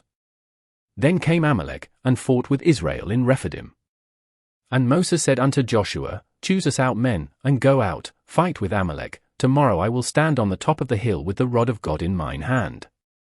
So Joshua did as Moses had said to him, and fought with Amalek, and Moses, Aaron, and Hur went up to the top of the hill. And it came to pass, when Moses held up his hand, that Israel prevailed, and when he let down his hand, Amalek prevailed. But Moses' hands were heavy, and they took a stone, and put it under him, and he sat thereon, and Aaron and Hur stayed up his hands, the one on the one side, and the other on the other side, and his hands were steady until the going down of the sun. And Joshua discomfited Amalek and his people with the edge of the sword. And the Lord said unto Moses, Write this for a memorial in a book, and rehearse it in the ears of Joshua, for I will utterly put out the remembrance of Amalek from under heaven. And Moses built an altar, and called the name of it Jehovah Nissi. For he said, Because the Lord hath sworn that the Lord will have war with Amalek from generation to generation. When Jethro, the priest of Midian, Moses' father-in-law, heard of all that God had done for Moses, and for Israel his people, and that the Lord had brought Israel out of Egypt. Then Jethro, Moses' father-in-law, took Zipporah, Moses' wife, after he had sent her back. And her 2 sons, of which the name of the one was Gershom, for he said, I have been an alien in a strange land. And the name of the other was Eleazar, for the God of my father, said he, was mine help, and delivered me from the sword of Pharaoh. And Jethro, Moses' father-in-law, came with his sons and his wife unto Moses into the wilderness, where he encamped at the mount of God. And he said unto Moses, I thy father-in-law Jethro am come unto thee, and thy wife, and her 2 sons with her. And Moses went out to meet his father-in-law, and did obeisance, and kissed him, and they asked each other of their welfare, and they came into the tent. And Moses told his father-in-law all that the Lord had done unto Pharaoh and to the Egyptians for Israel's sake, and all the travail that had come upon them by the way, and how the Lord delivered them. And Jethro rejoiced for all the goodness which the Lord had done to Israel, whom he had delivered out of the hand of the Egyptians. And Jethro said, Blessed be the Lord, who hath delivered you out of the hand of the Egyptians, and out of the hand of Pharaoh, who hath delivered the people from under the hand of the Egyptians. Now I know that the Lord is greater than all gods, for in the thing wherein they dealt proudly he was above them. And Jethro, Moses' father-in-law, took a burnt offering and sacrifices for God, and Aaron came, and all the elders of Israel, to eat bread with Moses' father-in-law before God. And it came to pass on the morrow, that Moses sat to judge the people, and the people stood by Moses from the morning unto the evening. And when Moses' father-in-law saw all that he did to the people, he said, What is this thing that thou doest to the people? Why sittest thou thyself alone, and all the people stand by thee from morning unto even? And Moses said unto his father-in-law, Because the people come unto me to inquire of God. When they have a matter, they come unto me, and I judge between one and another, and I do make them know the statutes of God, and his laws. And Moses' father-in-law said unto him, The thing that thou doest is not good. Thou wilt surely wear away, both thou, and this people that is with thee, for this thing is too heavy for thee, thou art not able to perform it thyself alone. Hearken now unto my voice, I will give thee counsel, and God shall be with thee, be thou for the people to Godward, that thou mayest bring the causes unto God. And thou shalt teach them ordinances and laws, and shalt show them the way wherein they must walk, and the work that they must do. Moreover thou shalt provide out of all the people able men, such as fear God, men of truth, hating covetousness, and place such over them, to be rulers of thousands, and rulers of hundreds, rulers of 50s, and rulers of 10s. And let them judge the people at all seasons, and it shall be, that every great matter they shall bring unto thee, but every small matter they shall judge, so shall it be easier for thyself, and they shall bear the burden with thee. If thou shalt do this thing, and God command thee so, then thou shalt be able to endure, and all this people shall also go to their place in peace. So Moses hearkened to the voice of his father-in-law, and did all that he had said. And Moses chose able men out of all Israel, and made them heads over the people, rulers of thousands, rulers of hundreds, rulers of 50s, and rulers of 10s. And they judged the people at all seasons, the hard causes they brought unto Moses, but every small matter they judged themselves. And Moses let his father-in-law depart, and he went his way into his own land. In the 3rd month, when the children of Israel were gone forth out of the land of Egypt, the same day came they into the wilderness of Sinai. For they were departed from Rephidim, and were come to the desert of Sinai, and had pitched in the wilderness, and there Israel camped before the mount. And Moses went up unto God, and the Lord called unto him out of the mountain, saying, Thus shalt thou say to the house of Jacob, and tell the children of Israel. Ye have seen what I did unto the Egyptians, and how I bare you on eagle's wings, and brought you unto myself. Now therefore, if ye will obey my voice indeed, and keep my covenant, then ye shall be a peculiar treasure unto me above all people, for all the earth is mine. And ye shall be unto me a kingdom of priests, and an holy nation. These are the words which thou shalt speak unto the children of Israel. And Moses came and called for the elders of the people, and laid before their faces all these words which the Lord commanded him. And all the people answered together, and said, All that the Lord hath spoken we will do. And Moses returned the words of the people unto the Lord. And the Lord said unto Moses, Lo, I come unto thee in a thick cloud, that the people may hear when I speak with thee, and believe thee forever. And Moses told the words of the people unto the Lord. And the Lord said unto Moses, Go unto the people, and sanctify them today and tomorrow, and let them wash their clothes. And be ready against the 3rd day, for the 3rd day the Lord will come down in the sight of all the people upon Mount Sinai. And thou shalt set bounds unto the people round about, saying, Take heed to yourselves, that ye go not up into the mount, or touch the border of it. Whosoever toucheth the mount shall be surely put to death. There shall not an hand touch it, but he shall surely be stoned, or shot through, whether it be beast or man, it shall not live. When the trumpet soundeth long, they shall come up to the mount. And Moses went down from the mount unto the people, and sanctified the people, and they washed their clothes. And he said unto the people, Be ready against the 3rd day, come not at your wives. And it came to pass on the 3rd day in the morning, that there were thunders and lightnings, and a thick cloud upon the mount, and the voice of the trumpet exceeding loud, so that all the people that was in the camp trembled. And Moses brought forth the people out of the camp to meet with God, and they stood at the nether part of the mount. And Mount Sinai was altogether on a smoke, because the Lord descended upon it in fire, and the smoke thereof ascended as the smoke of a furnace, and the whole mount quaked greatly. And when the voice of the trumpet sounded long, and waxed louder and louder, Moses spake, and God answered him by a voice. And the Lord came down upon Mount Sinai, on the top of the mount, and the Lord called Moses up to the top of the mount, and Moses went up. And the Lord said unto Moses, Go down, charge the people, lest they break through unto the Lord to gaze, and many of them perish. And let the priests also, which come near to the Lord, sanctify themselves, lest the Lord break forth upon them. And Moses said unto the Lord, The people cannot come up to Mount Sinai, for thou chargedst us, saying, Set bounds about the mount, and sanctify it. And the Lord said unto him, Away, get thee down, and thou shalt come up, thou, and Aaron with thee, but let not the priests and the people break through to come up unto the Lord, lest he break forth upon them. So Moses went down unto the people, and spake unto them. And God spake all these words, saying, I am the Lord thy God, which have brought thee out of the land of Egypt, out of the house of bondage. Thou shalt have no other gods before me. Thou shalt not make unto thee any graven image, or any likeness of anything that is in heaven above, or that is in the earth beneath, or that is in the water under the earth. Thou shalt not bow down thyself to them, nor serve them, for I the Lord thy God am a jealous God, visiting the iniquity of the fathers upon the children unto the 3rd and 4th generation of them that hate me, and showing mercy unto thousands of them that love me, and keep my commandments. Thou shalt not take the name of the Lord thy God in vain, for the Lord will not hold him guiltless that taketh his name in vain. Remember the Sabbath day, to keep it holy. 6 days shalt thou labor, and do all thy work.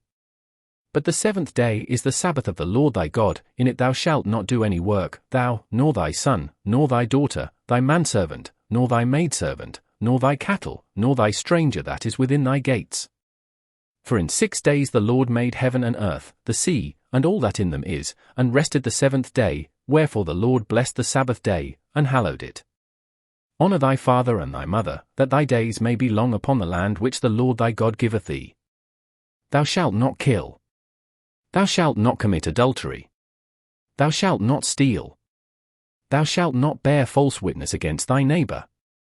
Thou shalt not covet thy neighbor's house. Thou shalt not covet thy neighbor's wife, nor his manservant, nor his maidservant, nor his ox, nor his ass, nor anything that is thy neighbor's. And all the people saw the thunderings, and the lightnings, and the noise of the trumpet, and the mountain smoking, and when the people saw it, they removed, and stood afar off. And they said unto Moses, Speak thou with us, and we will hear, but let not God speak with us, lest we die. And Moses said unto the people, Fear not, for God is come to prove you, and that his fear may be before your faces, that ye sin not. And the people stood afar off, and Moses drew near unto the thick darkness where God was. And the Lord said unto Moses, Thus thou shalt say unto the children of Israel, Ye have seen that I have talked with you from heaven. Ye shall not make with me gods of silver, neither shall ye make unto you gods of gold. An altar of earth thou shalt make unto me, and shalt sacrifice thereon thy burnt offerings, and thy peace offerings, thy sheep, and thine oxen. In all places where I record my name I will come unto thee, and I will bless thee. And if thou wilt make me an altar of stone, thou shalt not build it of hewn stone, for if thou lift up thy tool upon it, thou hast polluted it. Neither shalt thou go up by steps unto mine altar, that thy nakedness be not discovered thereon. Now these are the judgments which thou shalt set before them. If thou buy an Hebrew servant, 6 years he shall serve, and in the 7th he shall go out free for nothing. If he came in by himself, he shall go out by himself. If he were married, then his wife shall go out with him. If his master have given him a wife, and she have borne him sons or daughters, the wife and her children shall be her master's, and he shall go out by himself. And if the servant shall plainly say, I love my master, my wife, and my children, I will not go out free. Then his master shall bring him unto the judges, he shall also bring him to the door, or unto the doorpost, and his master shall bore his ear through with an awl, and he shall serve him forever. And if a man sell his daughter to be a maidservant, she shall not go out as the menservants do. If she please not her master, who hath betrothed her to himself, then shall he let her be redeemed. To sell her unto a strange nation he shall have no power, seeing he hath dealt deceitfully with her. And if he have betrothed her unto his son, he shall deal with her after the manner of daughters. If he take him another wife, her food, her raiment, and her duty of marriage, shall he not diminish? And if he do not these 3 unto her, then shall she go out free without money. He that smiteth a man, so that he die, shall be surely put to death. And if a man lie not in wait, but God deliver him into his hand, then I will appoint thee a place whither he shall flee. But if a man come presumptuously upon his neighbor, to slay him with guile, thou shalt take him from mine altar, that he may die. And he that smiteth his father or his mother, shall be surely put to death. And he that stealeth a man, and selleth him, or if he be found in his hand, he shall surely be put to death. And he that curseth his father or his mother, shall surely be put to death. And if men strive together, and one smite another with a stone, or with his fist, and he die not, but keepeth his bed. If he rise again, and walk abroad upon his staff, then shall he that smote him be quit, only he shall pay for the loss of his time, and shall cause him to be thoroughly healed. And if a man smite his servant, or his maid, with a rod, and he die under his hand, he shall be surely punished. Notwithstanding, if he continue a day or 2, he shall not be punished, for he is his money. If men strive, and hurt a woman with child, so that her fruit depart from her, and yet no mischief follow, he shall be surely punished, according as the woman's husband will lay upon him, and he shall pay as the judges determine. And if any mischief follow, then thou shalt give life for life. Eye for eye, tooth for tooth, hand for hand, foot for foot. Burning for burning, wound for wound, stripe for stripe. And if a man smite the eye of his servant, or the eye of his maid, that it perish, he shall let him go free for his eye's sake. And if he smite out his manservant's tooth, or his maidservant's tooth, he shall let him go free for his tooth's sake. If an ox gore a man or a woman, that they die, then the ox shall be surely stoned, and his flesh shall not be eaten, but the owner of the ox shall be quit.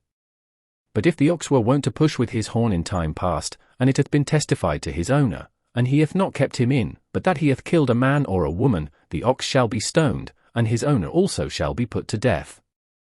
If there be laid on him a sum of money, then he shall give for the ransom of his life whatsoever is laid upon him. Whether he have gored a son, or have gored a daughter, according to this judgment shall it be done unto him. If the ox shall push a manservant or a maidservant, he shall give unto their master 30 shekels of silver, and the ox shall be stoned. And if a man shall open a pit, or if a man shall dig a pit, and not cover it, and an ox or an ass fall therein, the owner of the pit shall make it good, and give money unto the owner of them, and the dead beast shall be his. And if one man's ox hurt another's, that he die, then they shall sell the live ox, and divide the money of it, and the dead ox also they shall divide. Or if it be known that the ox hath used to push in time past, and his owner hath not kept him in, he shall surely pay ox for ox, and the dead shall be his own. If a man shall steal an ox, or a sheep, and kill it, or sell it, he shall restore 5 oxen for an ox, and 4 sheep for a sheep. If a thief be found breaking up, and be smitten that he die, there shall no blood be shed for him. If the sun be risen upon him, there shall be blood shed for him, for he should make full restitution. If he have nothing, then he shall be sold for his theft. If the theft be certainly found in his hand alive, whether it be ox, or ass, or sheep, he shall restore double. If a man shall cause a field or vineyard to be eaten, and shall put in his beast, and shall feed in another man's field, of the best of his own field, and of the best of his own vineyard, shall he make restitution. If fire break out, and catch in thorns, so that the stacks of corn, or the standing corn, or the field, be consumed therewith, he that kindled the fire shall surely make restitution. If a man shall deliver unto his neighbor money or stuff to keep, and it be stolen out of the man's house, if the thief be found, let him pay double. If the thief be not found, then the master of the house shall be brought unto the judges, to see whether he have put his hand unto his neighbor's goods. For all manner of trespass, whether it be for ox, for ass, for sheep, for raiment, or for any manner of lost thing which another challengeth to be his, the cause of both parties shall come before the judges, and whom the judges shall condemn, he shall pay double unto his neighbor. If a man deliver unto his neighbor an ass, or an ox, or a sheep, or any beast, to keep, and it die, or be hurt, or driven away, no man seeing it, then shall an oath of the Lord be between them both, that he hath not put his hand unto his neighbor's goods, and the owner of it shall accept thereof, and he shall not make it good. And if it be stolen from him, he shall make restitution unto the owner thereof. If it be torn in pieces, then let him bring it for witness, and he shall not make good that which was torn. And if a man borrow aught of his neighbor, and it be hurt, or die, the owner thereof being not with it, he shall surely make it good. But if the owner thereof be with it, he shall not make it good. If it be an hired thing, it came for his hire. And if a man entice a maid that is not betrothed, and lie with her, he shall surely endow her to be his wife. If her father utterly refuse to give her unto him, he shall pay money according to the dowry of virgins. Thou shalt not suffer a witch to live. Whosoever lieth with a beast shall surely be put to death. He that sacrificeth unto any god, save unto the Lord only, he shall be utterly destroyed. Thou shalt neither vex a stranger, nor oppress him, for ye were strangers in the land of Egypt. Ye shall not afflict any widow, or fatherless child. If thou afflict them in any wise, and they cry at all unto me, I will surely hear their cry. And my wrath shall wax hot, and I will kill you with the sword, and your wives shall be widows, and your children fatherless.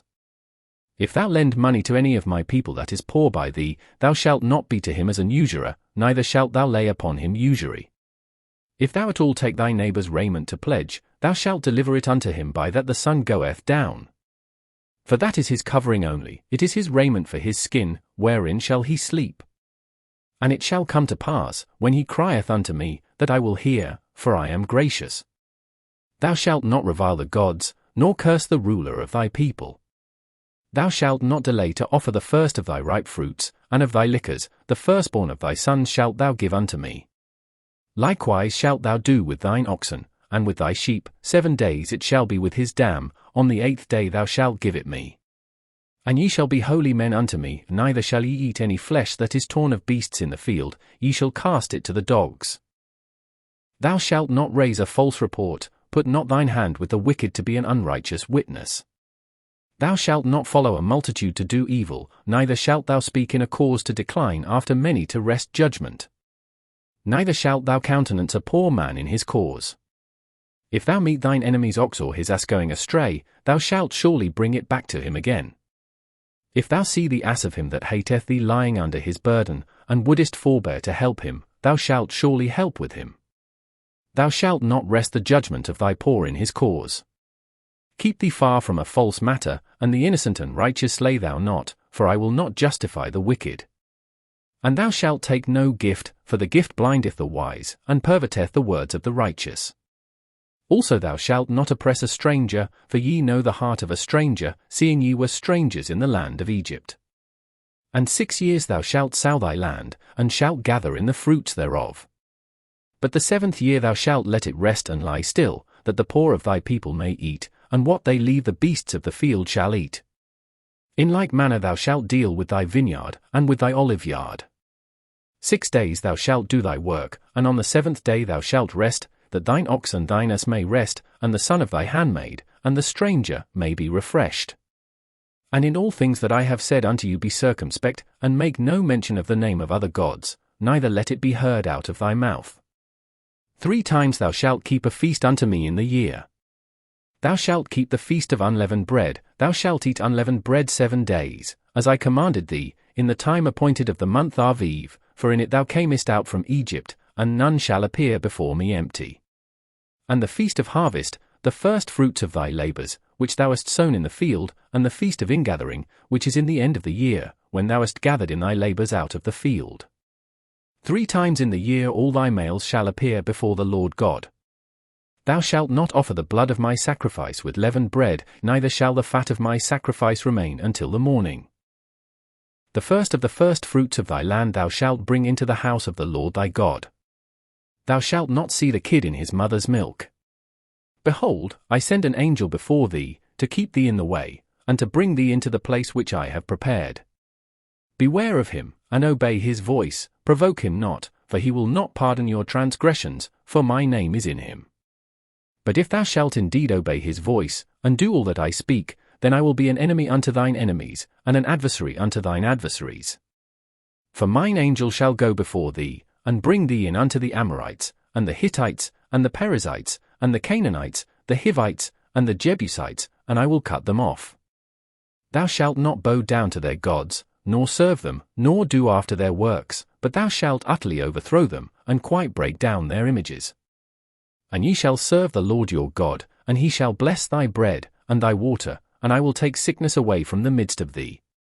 There shall nothing cast their young, nor be barren, in thy land, the number of thy days I will fulfill. I will send my fear before thee, and will destroy all the people to whom thou shalt come, and I will make all thine enemies turn their backs unto thee.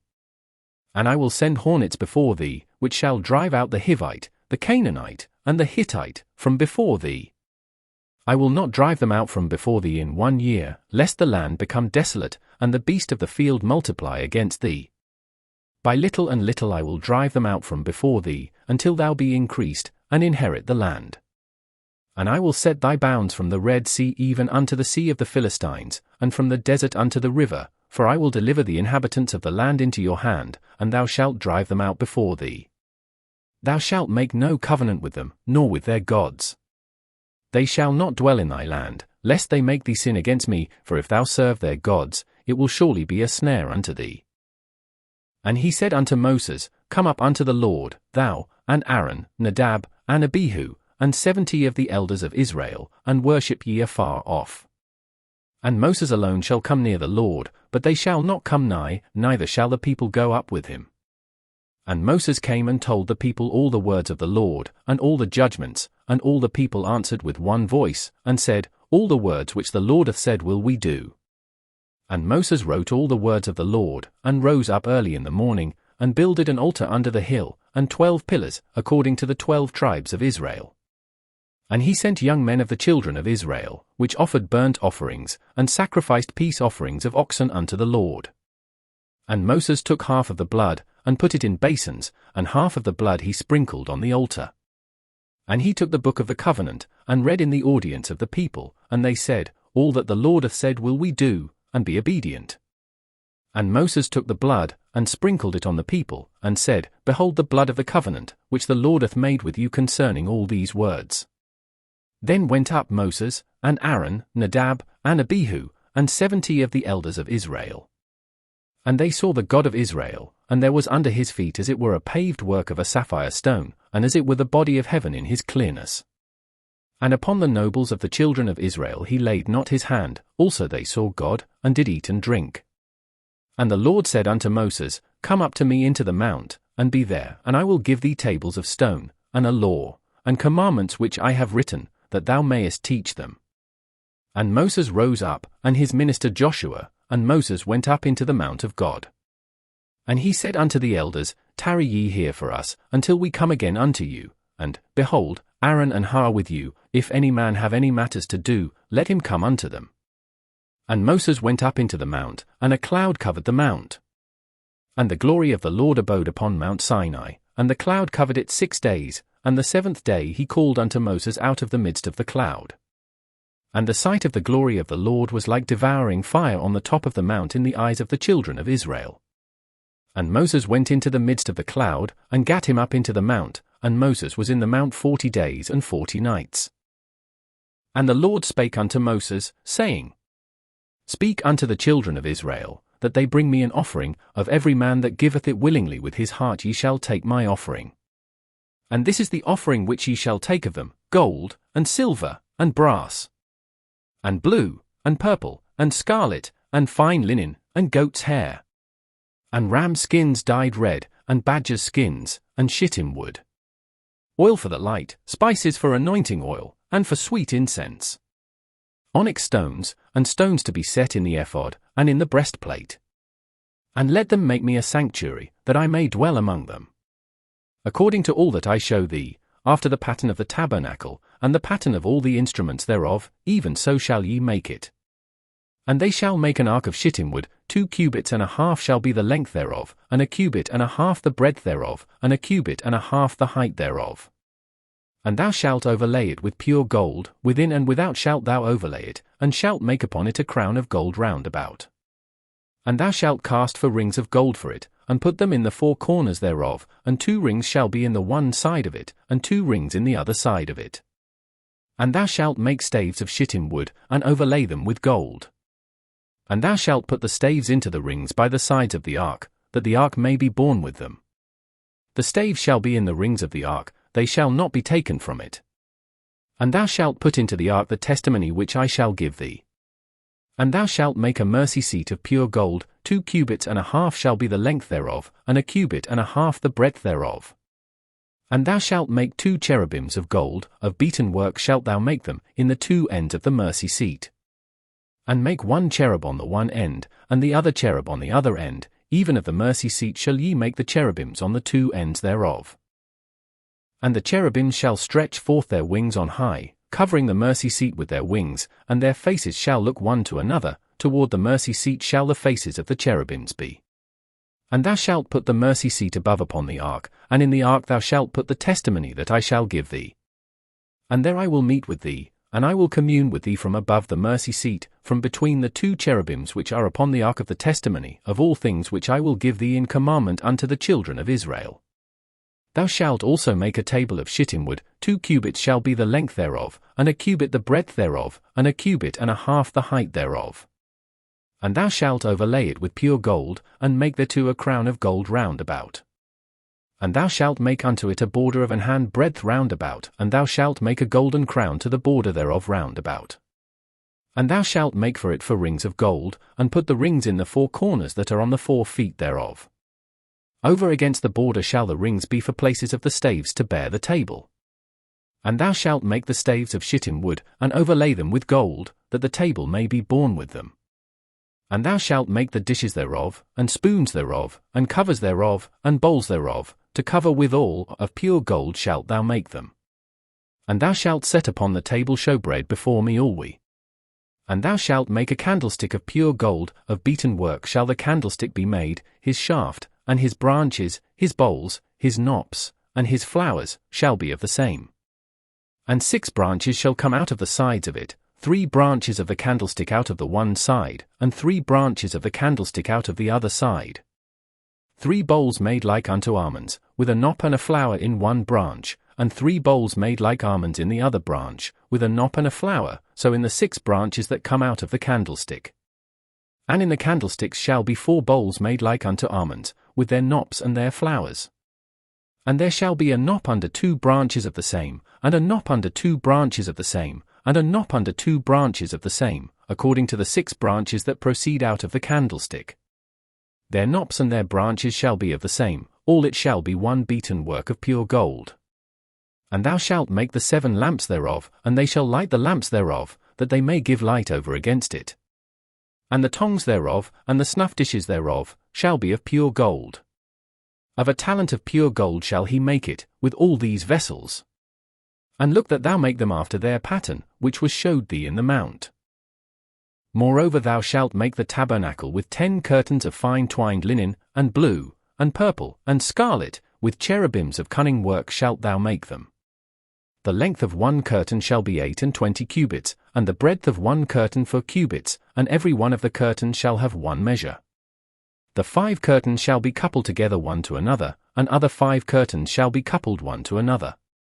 And thou shalt make loops of blue upon the edge of the 1 curtain from the selvage in the coupling, and likewise shalt thou make in the uttermost edge of another curtain, in the coupling of the second. 50 loops shalt thou make in the 1 curtain, and 50 loops shalt thou make in the edge of the curtain that is in the coupling of the second, that the loops may take hold one of another.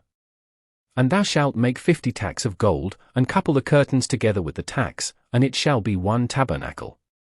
And thou shalt make curtains of goat's hair to be a covering upon the tabernacle, 11 curtains shalt thou make. The length of 1 curtain shall be 30 cubits, and the breadth of 1 curtain 4 cubits, and the 11 curtains shall be all of 1 measure. And thou shalt couple 5 curtains by themselves, and 6 curtains by themselves, and shalt double the 6th curtain in the forefront of the tabernacle. And thou shalt make 50 loops on the edge of the 1 curtain that is outmost in the coupling, and 50 loops in the edge of the curtain which coupleth the second. And thou shalt make 50 tacks of brass, and put the tacks into the loops, and couple the tent together, that it may be one. And the remnant that remaineth of the curtains of the tent, the half curtain that remaineth, shall hang over the backside of the tabernacle. And a cubit on the one side, and a cubit on the other side of that which remaineth in the length of the curtains of the tent, it shall hang over the sides of the tabernacle on this side and on that side, to cover it. And thou shalt make a covering for the tent of ram skins dyed red, and a covering above of badgers' skins.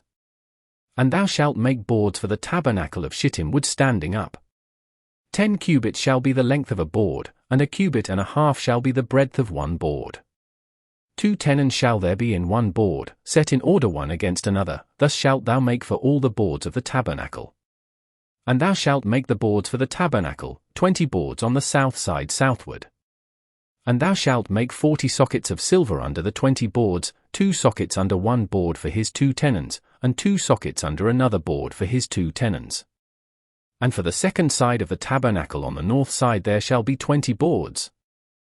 And there 40 sockets of silver, 2 sockets under 1 board, and 2 sockets under another board. And for the sides of the tabernacle westward thou shalt make 6 boards.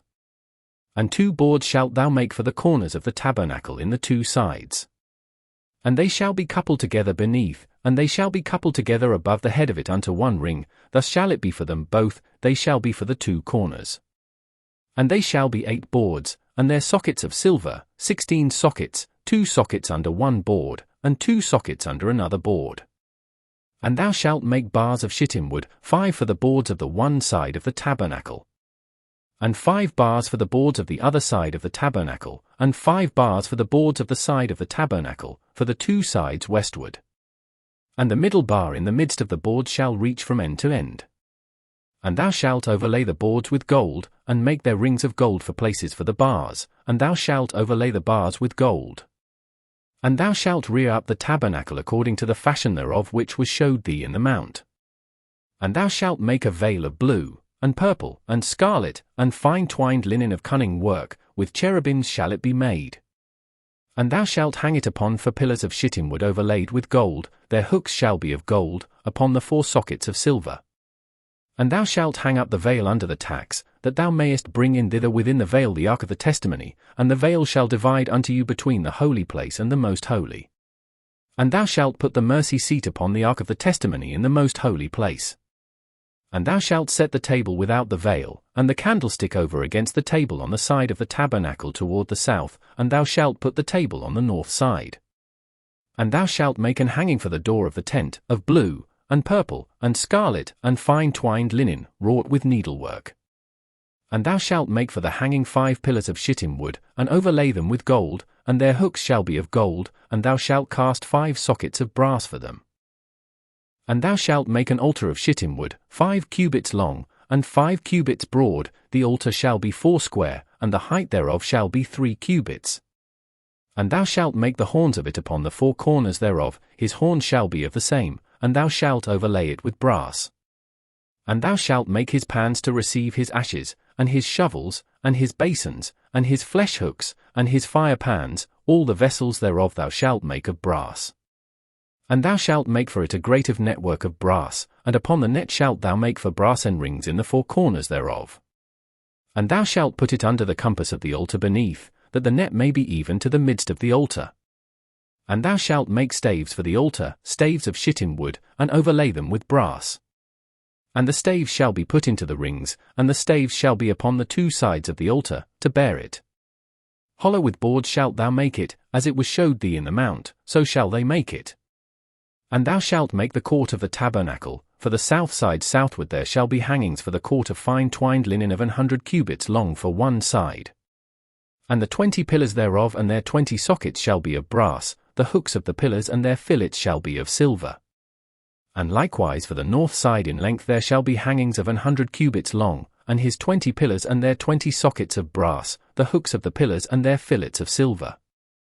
And for the breadth of the court on the west side shall be hangings of 50 cubits, their pillars 10, and their sockets 10. And the breadth of the court on the east side eastward shall be 50 cubits. The hangings of one side of the gate shall be 15 cubits, their pillars 3, and their sockets 3. And on the other side shall be hangings 15 cubits, their pillars 3, and their sockets 3. And for the gate of the court shall be an hanging of 20 cubits, of blue, and purple, and scarlet, and fine twined linen, wrought with needlework, and their pillars shall be 4, and their sockets 4. All the pillars round about the court shall be filleted with silver, their hooks shall be of silver, and their sockets of brass. The length of the court shall be 100 cubits, and the breadth 50 everywhere, and the height 5 cubits of fine twined linen, and their sockets of brass.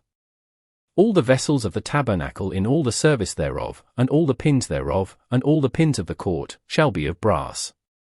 And thou shalt command the children of Israel, that they bring thee pure oil olive beaten for the light, to cause the lamp to burn always.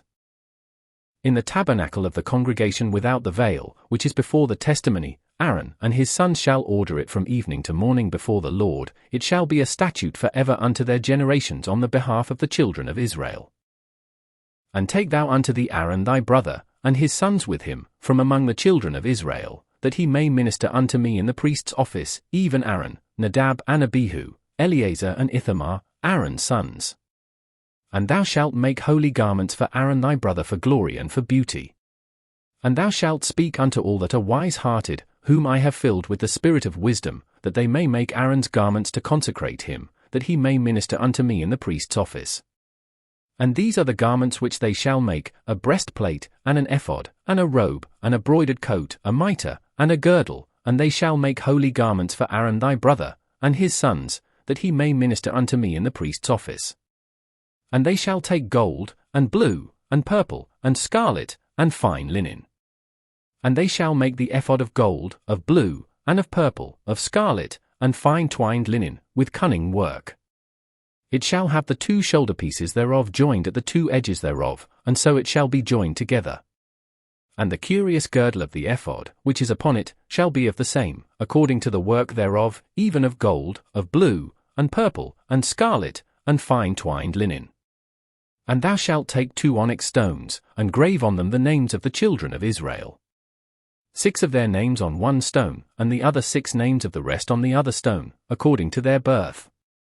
With the work of an engraver in stone, like the engravings of a signet, shalt thou engrave the 2 stones with the names of the children of Israel, thou shalt make them to be set in ouches of gold. And thou shalt put the 2 stones upon the shoulders of the ephod for stones of memorial unto the children of Israel, and Aaron shall bear their names before the Lord upon his 2 shoulders for a memorial. And thou shalt make ouches of gold. And 2 chains of pure gold at the ends, of wreathen work shalt thou make them, and fasten the wreathen chains to the ouches. And thou shalt make the breastplate of judgment with cunning work, after the work of the ephod thou shalt make it, of gold, of blue, and of purple, and of scarlet, and of fine twined linen shalt thou make it. 4 it shall be being doubled, a span shall be the length thereof, and a span shall be the breadth thereof. And thou shalt set in it settings of stones, even 4 rows of stones. The first row shall be a sardius, a topaz, and a carbuncle, this shall be the first row. And the second row shall be an emerald, a sapphire, and a diamond. And the third row a ligure, an agate, and an amethyst. And the 4th row a beryl, and an onyx, and a jasper, they shall be set in gold in their enclosings. And the stone shall be with the names of the children of Israel, 12, according to their names, like the engravings of a signet, every one with his name shall they be according to the 12 tribes. And thou shalt make upon the breastplate chains at the ends of wreathen work of pure gold. And thou shalt make upon the breastplate 2 rings of gold, and shalt put the 2 rings on the 2 ends of the breastplate. And thou shalt put the 2 wreathen chains of gold in the 2 rings which are on the ends of the breastplate. And the other 2 ends of the 2 wreathen chains thou shalt fasten in the 2 ouches, and put them on the shoulder pieces of the ephod before it.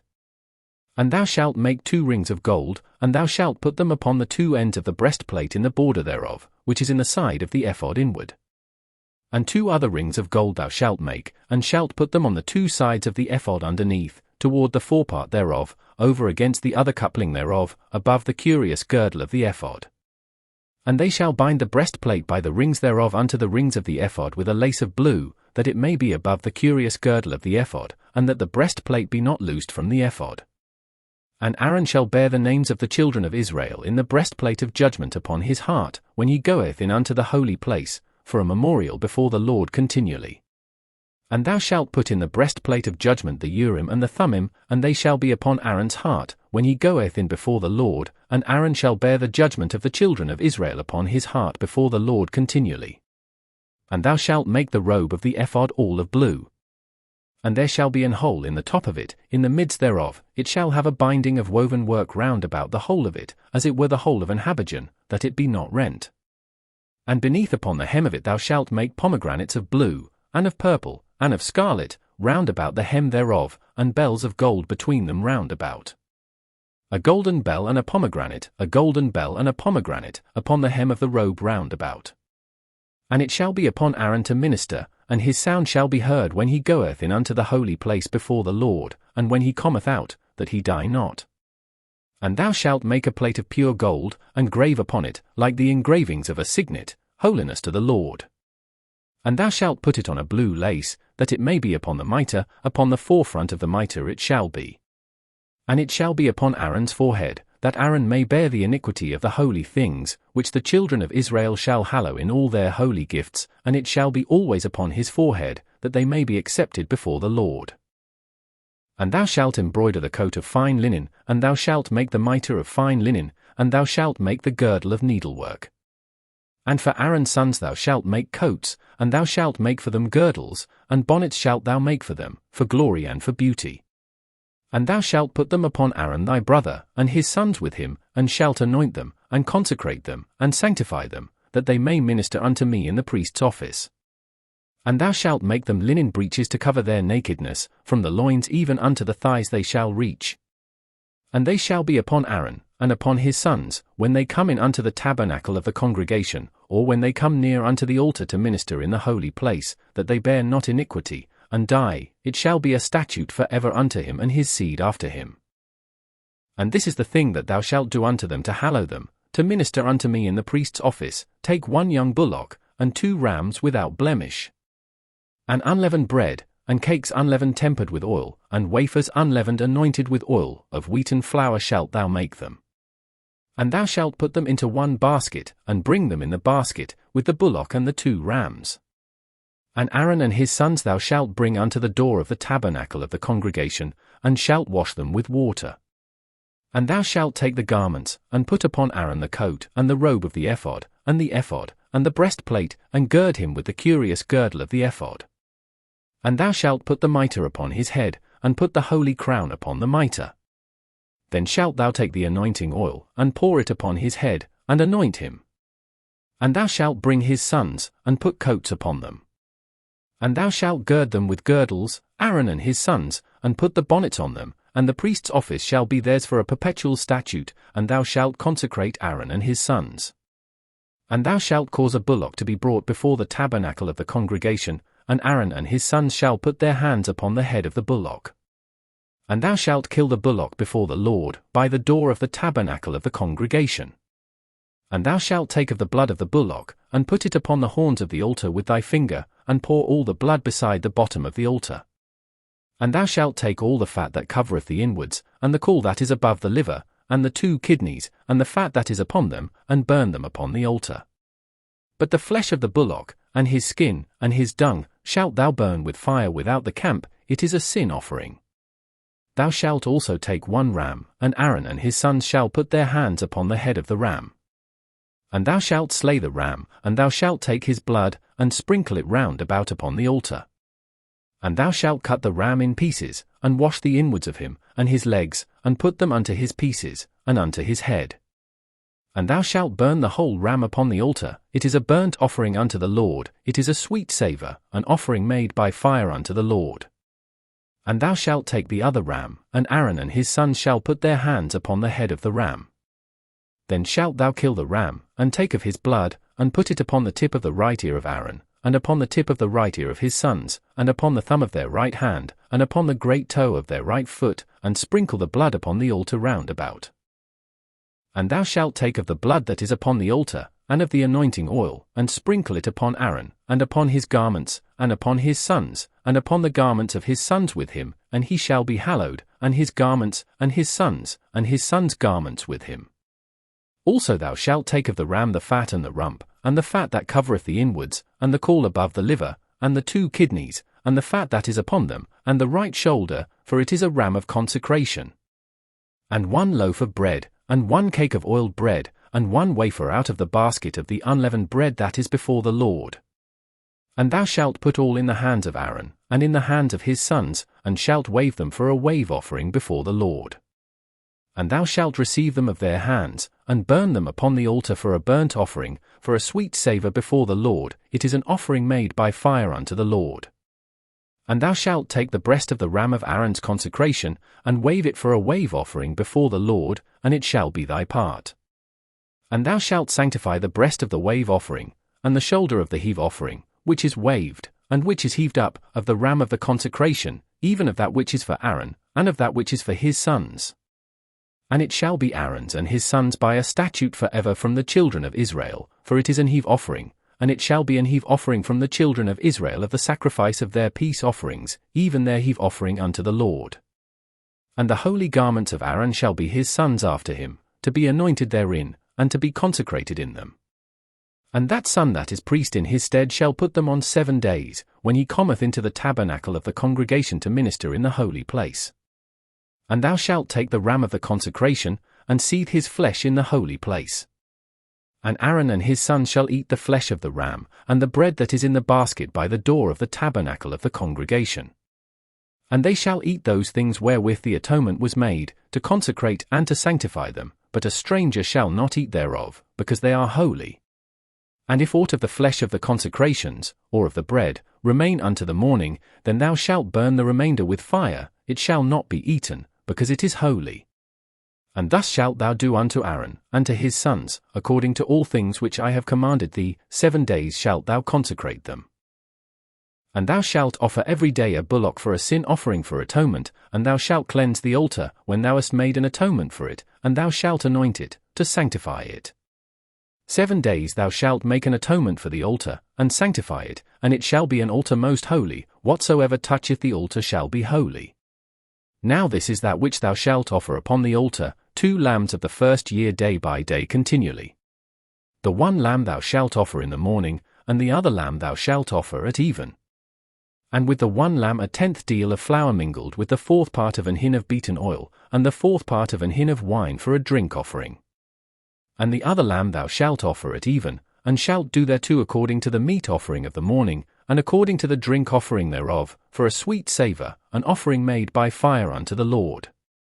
This shall be a continual burnt offering throughout your generations at the door of the tabernacle of the congregation before the Lord, where I will meet you, to speak there unto thee. And there I will meet with the children of Israel, and the tabernacle shall be sanctified by my glory.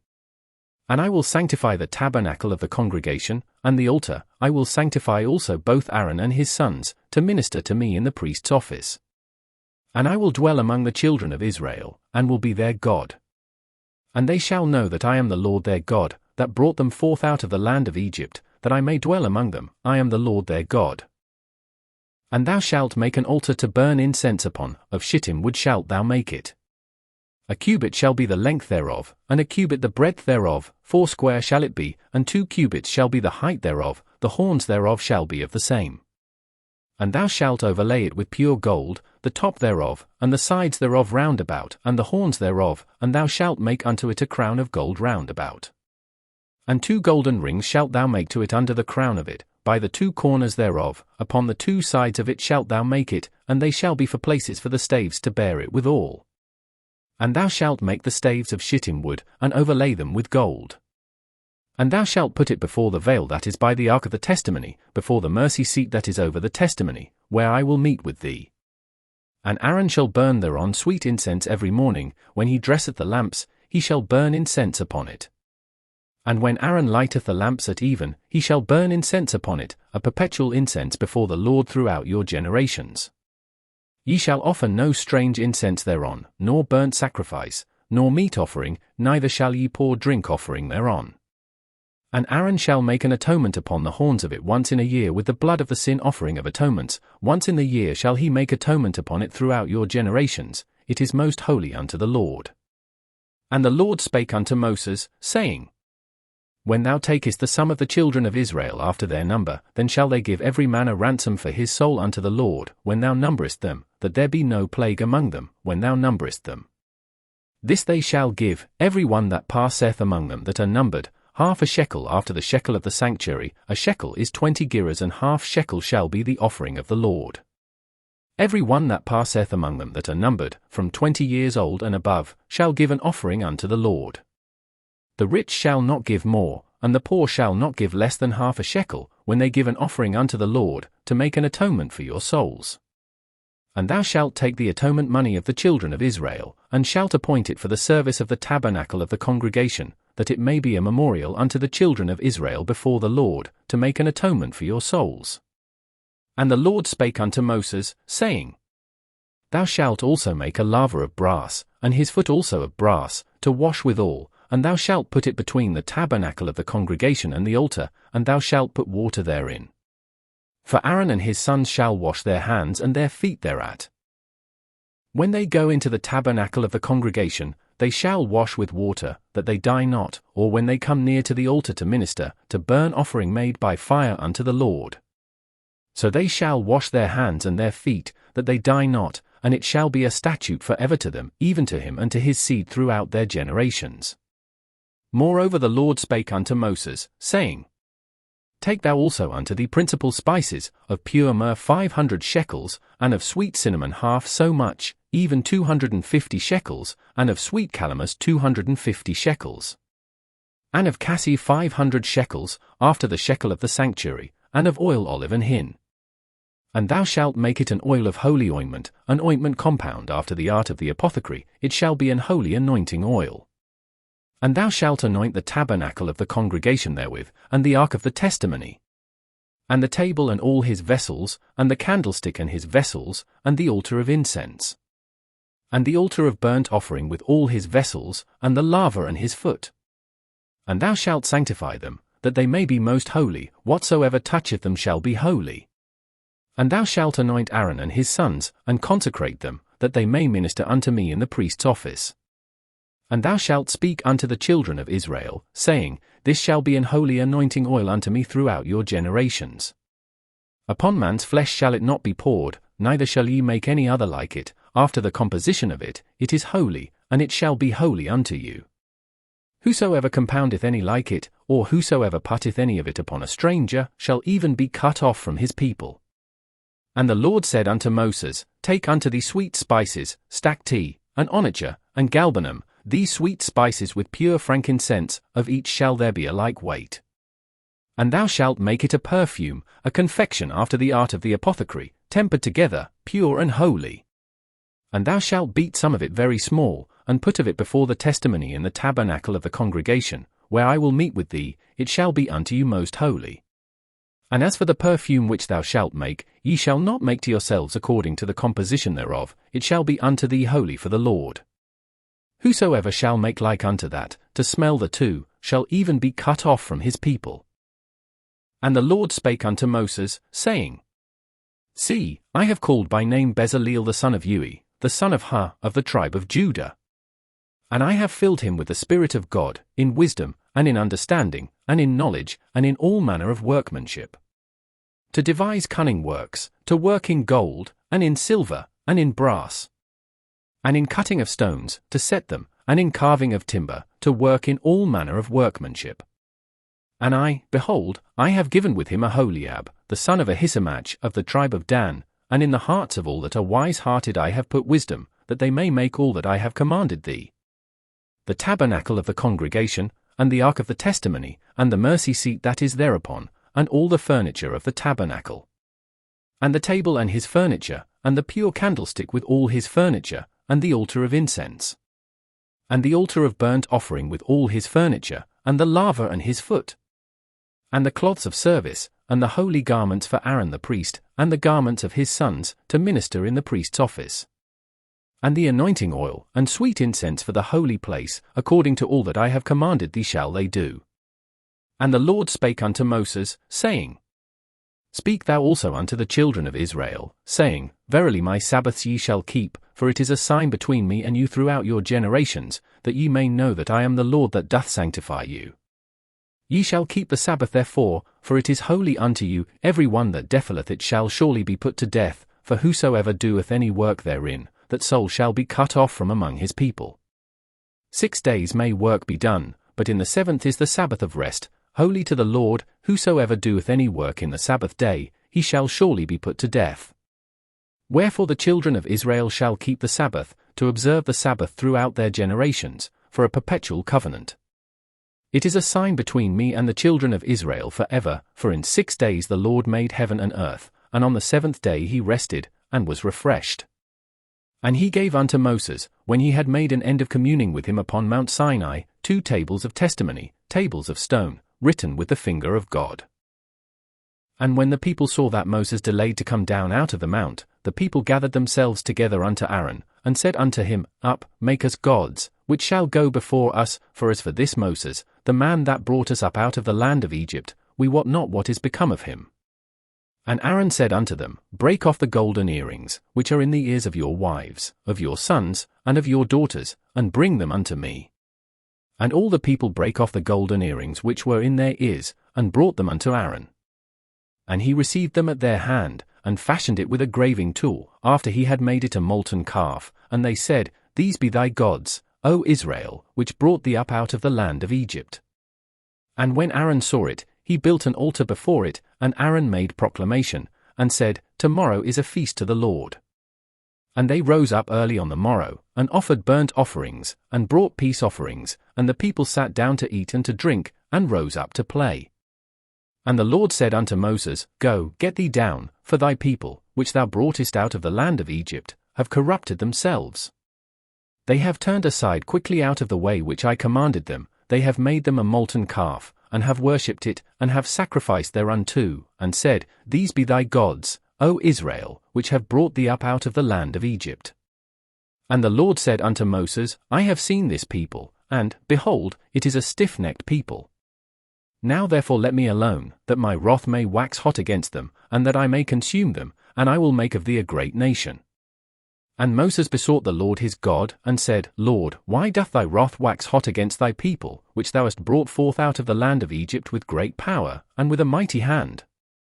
Wherefore should the Egyptians speak, and say, for mischief did he bring them out, to slay them in the mountains, and to consume them from the face of the earth. Turn from thy fierce wrath, and repent of this evil against thy people. Remember Abraham, Isaac, and Israel, thy servants, to whom thou swarest by thine own self, and saidst unto them, I will multiply your seed as the stars of heaven, and all this land that I have spoken of will I give unto your seed, and they shall inherit it forever. And the Lord repented of the evil which he thought to do unto his people. And Moses turned, and went down from the mount, and the 2 tables of the testimony were in his hand. The tables were written on both their sides, on the one side and on the other were they written. And the tables were the work of God, and the writing was the writing of God, graven upon the tables. And when Joshua heard the noise of the people as they shouted, he said unto Moses, There is a noise of war in the camp. And he said, It is not the voice of them that shout for mastery, neither is it the voice of them that cry for being overcome, but the noise of them that sing do I hear. And it came to pass, as soon as he came nigh unto the camp, that he saw the calf, and the dancing, and Moses' anger waxed hot, and he cast the tables out of his hands, and brake them beneath the mount. And he took the calf which they had made, and burnt it in the fire, and ground it to powder, and strawed it upon the water, and made the children of Israel drink of it. And Moses said unto Aaron, What did this people unto thee, that thou hast brought so great a sin upon them? And Aaron said, Let not the anger of my Lord wax hot, thou knowest the people, that they are set on mischief. For they said unto me, Make us gods, which shall go before us, for as for this Moses, the man that brought us up out of the land of Egypt, we wot not what is become of him. And I said unto them, Whosoever hath any gold, let them break it off. So they gave it me, then I cast it into the fire, and there came out this calf. And when Moses saw that the people were naked, for Aaron had made them naked unto their shame among their enemies. Then Moses stood in the gate of the camp, and said, Who is on the Lord's side? Let him come unto me. And all the sons of Levi gathered themselves together unto him. And he said unto them, Thus saith the Lord God of Israel, Put every man his sword by his side, and go in and out from gate to gate throughout the camp, and slay every man his brother, and every man his companion, and every man his neighbor. And the children of Levi did according to the word of Moses, and there fell of the people that day about 3,000 men. For Moses had said, Consecrate yourselves today to the Lord, even every man upon his son, and upon his brother, that he may bestow upon you a blessing this day. And it came to pass on the morrow, that Moses said unto the people, Ye have sinned a great sin, and now I will go up unto the Lord, peradventure I shall make an atonement for your sin. And Moses returned unto the Lord, and said, Oh, this people have sinned a great sin, and have made them gods of gold. Yet now, if thou wilt forgive their sin, and if not, blot me, I pray thee, out of thy book which thou hast written. And the Lord said unto Moses, Whosoever hath sinned against me, him will I blot out of my book. Therefore now go, lead the people unto the place of which I have spoken unto thee. Behold, mine angel shall go before thee, and nevertheless in the day when I will visit their sin upon them. And the Lord plagued the people, because they made the calf, which Aaron made. And the Lord said unto Moses, Depart, and go up hence, thou and the people which thou hast brought up out of the land of Egypt, unto the land which I swear unto Abraham, to Isaac, and to Jacob, saying, Unto thy seed will I give it. And I will send an angel before thee, and I will drive out the Canaanite, the Amorite, and the Hittite, and the Perizzite, the Hivite, and the Jebusite, unto a land flowing with milk and honey, for I will not go up in the midst of thee, for thou art a stiff-necked people, lest I consume thee in the way. And when the people heard these evil tidings, they mourned, and no man did put on him his ornaments.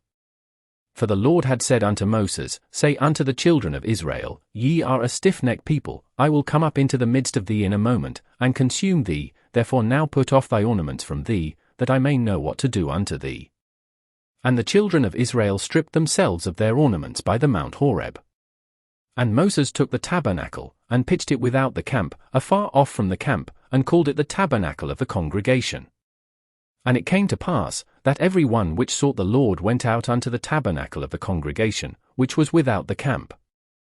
And it came to pass, when Moses went out unto the tabernacle, that all the people rose up, and stood every man at his tent door, and looked after Moses, until he was gone into the tabernacle. And it came to pass, as Moses entered into the tabernacle, the cloudy pillar descended, and stood at the door of the tabernacle, and the Lord talked with Moses. And all the people saw the cloudy pillar stand at the tabernacle door, and all the people rose up and worshipped, every man in his tent door. And the Lord spake unto Moses face to face, as a man speaketh unto his friend. And he turned again into the camp, but his servant Joshua, the son of Nun, a young man, departed not out of the tabernacle. And Moses said unto the Lord, See, thou sayest unto me, Bring up this people, and thou hast not let me know whom thou wilt send with me. Yet thou hast said, I know thee by name, and thou hast also found grace in my sight. Now therefore, I pray thee, if I have found grace in thy sight, show me now thy way, that I may know thee, that I may find grace in thy sight, and consider that this nation is thy people. And he said, My presence shall go with thee, and I will give thee rest. And he said unto him, If thy presence go not with me, carry us not up hence. For wherein shall it be known here that I and thy people have found grace in thy sight? Is it not in that thou goest with us? So shall we be separated, I and thy people, from all the people that are upon the face of the earth. And the Lord said unto Moses, I will do this thing also that thou hast spoken, for thou hast found grace in my sight, and I know thee by name. And he said, I beseech thee, show me thy glory. And he said, I will make all my goodness pass before thee, and I will proclaim the name of the Lord before thee, and will be gracious to whom I will be gracious, and will show mercy on whom I will show mercy. And he said, Thou canst not see my face, for there shall no man see me and live. And the Lord said, Behold, there is a place by me, and thou shalt stand upon a rock. And it shall come to pass, while my glory passeth by, that I will put thee in a cleft of the rock, and will cover thee with my hand while I pass by. And I will take away mine hand, and thou shalt see my back parts, but my face shall not be seen. And the Lord said unto Moses, Hew thee 2 tables of stone like unto the first, and I will write upon these tables the words that were in the first tables, which thou breakest. And be ready in the morning, and come up in the morning unto Mount Sinai, and present thyself there to me in the top of the mount. And no man shall come up with thee, neither let any man be seen throughout all the mount, neither let the flocks nor herds feed before that mount. And he hewed 2 tables of stone like unto the first, and Moses rose up early in the morning, and went up unto Mount Sinai, as the Lord had commanded him, and took in his hand the 2 tables of stone. And the Lord descended in the cloud, and stood with him there, and proclaimed the name of the Lord.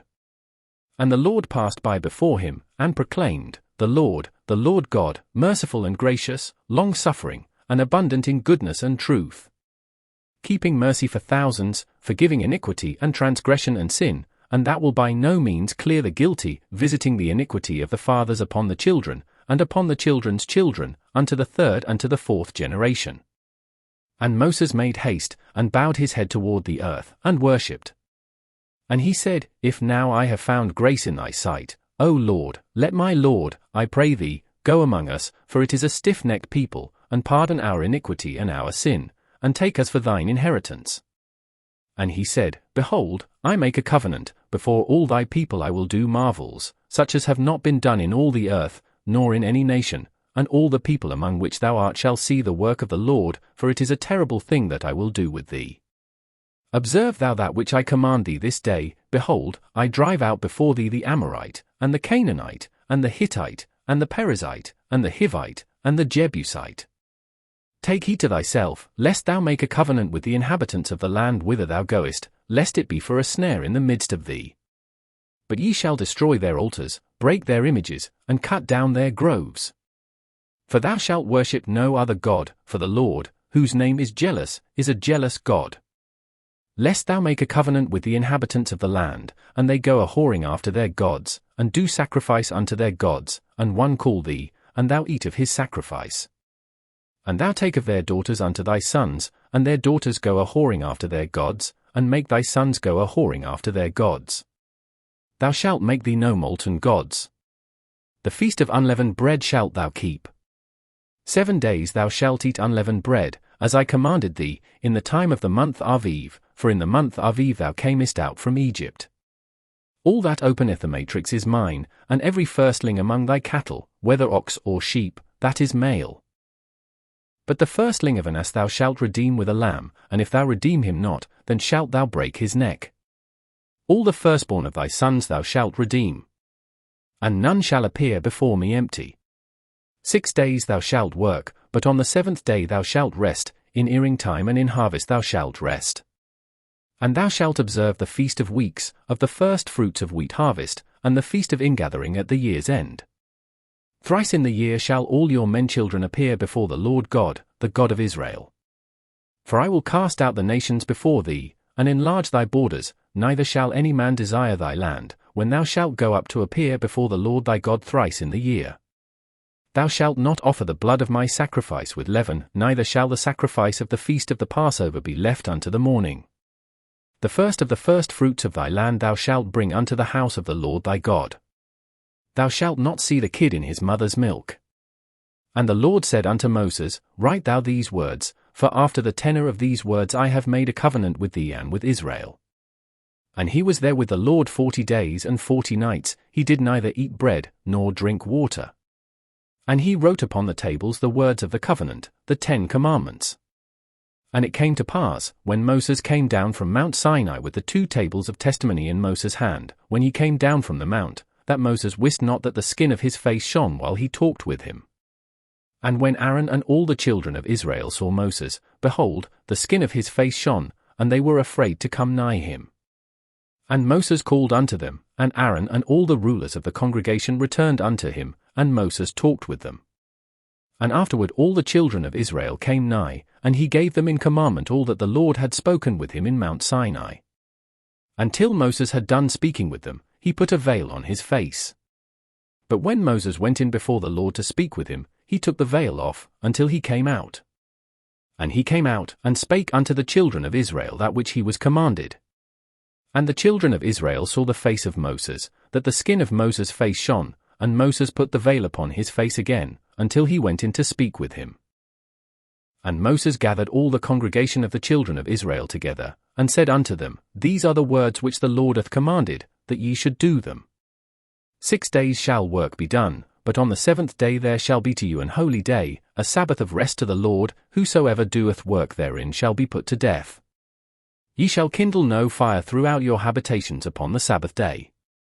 And Moses spake unto all the congregation of the children of Israel, saying, This is the thing which the Lord commanded, saying, Take ye from among you an offering unto the Lord, whosoever is of a willing heart, let him bring it, an offering of the Lord, gold, and silver, and brass, and blue, and purple, and scarlet, and fine linen, and goat's hair, and ram skins dyed red, and badgers' skins, and shittim wood, and oil for the light, and spices for anointing oil, and for the sweet incense, and onyx stones, and stones to be set for the ephod, and for the breastplate. And every wise-hearted among you shall come, and make all that the Lord hath commanded. The tabernacle, his tent, and his covering, his tacks, and his boards, his bars, his pillars, and his sockets. The ark, and the staves thereof, with the mercy seat, and the veil of the covering. The table, and his staves, and all his vessels, and the showbread. The candlestick also for the light, and his furniture, and his lamps, with the oil for the light. And the incense altar, and his staves, and the anointing oil, and the sweet incense, and the hanging for the door at the entering in of the tabernacle. The altar of burnt offering, with his brass and grate, his staves, and all his vessels, the laver and his foot. The hangings of the court, his pillars, and their sockets, and the hanging for the door of the court. The pins of the tabernacle, and the pins of the court, and their cords. The cloths of service, to do service in the holy place, the holy garments for Aaron the priest, and the garments of his sons, to minister in the priest's office. And all the congregation of the children of Israel departed from the presence of Moses. And they came, every one whose heart stirred him up, and every one whom his spirit made willing, and they brought the Lord's offering to the work of the tabernacle of the congregation, and for all his service, and for the holy garments. And they came, both men and women, as many as were willing-hearted, and brought bracelets, and earrings, and rings, and tablets, all jewels of gold, and every man that offered an offering of gold unto the Lord. And every man, with whom was found blue, and purple, and scarlet, and fine linen, and goat's hair, and red skins of rams, and badgers' skins, brought them. Every one that did offer an offering of silver and brass brought the Lord's offering, and every man, with whom was found shittim wood for any work of the service, brought it.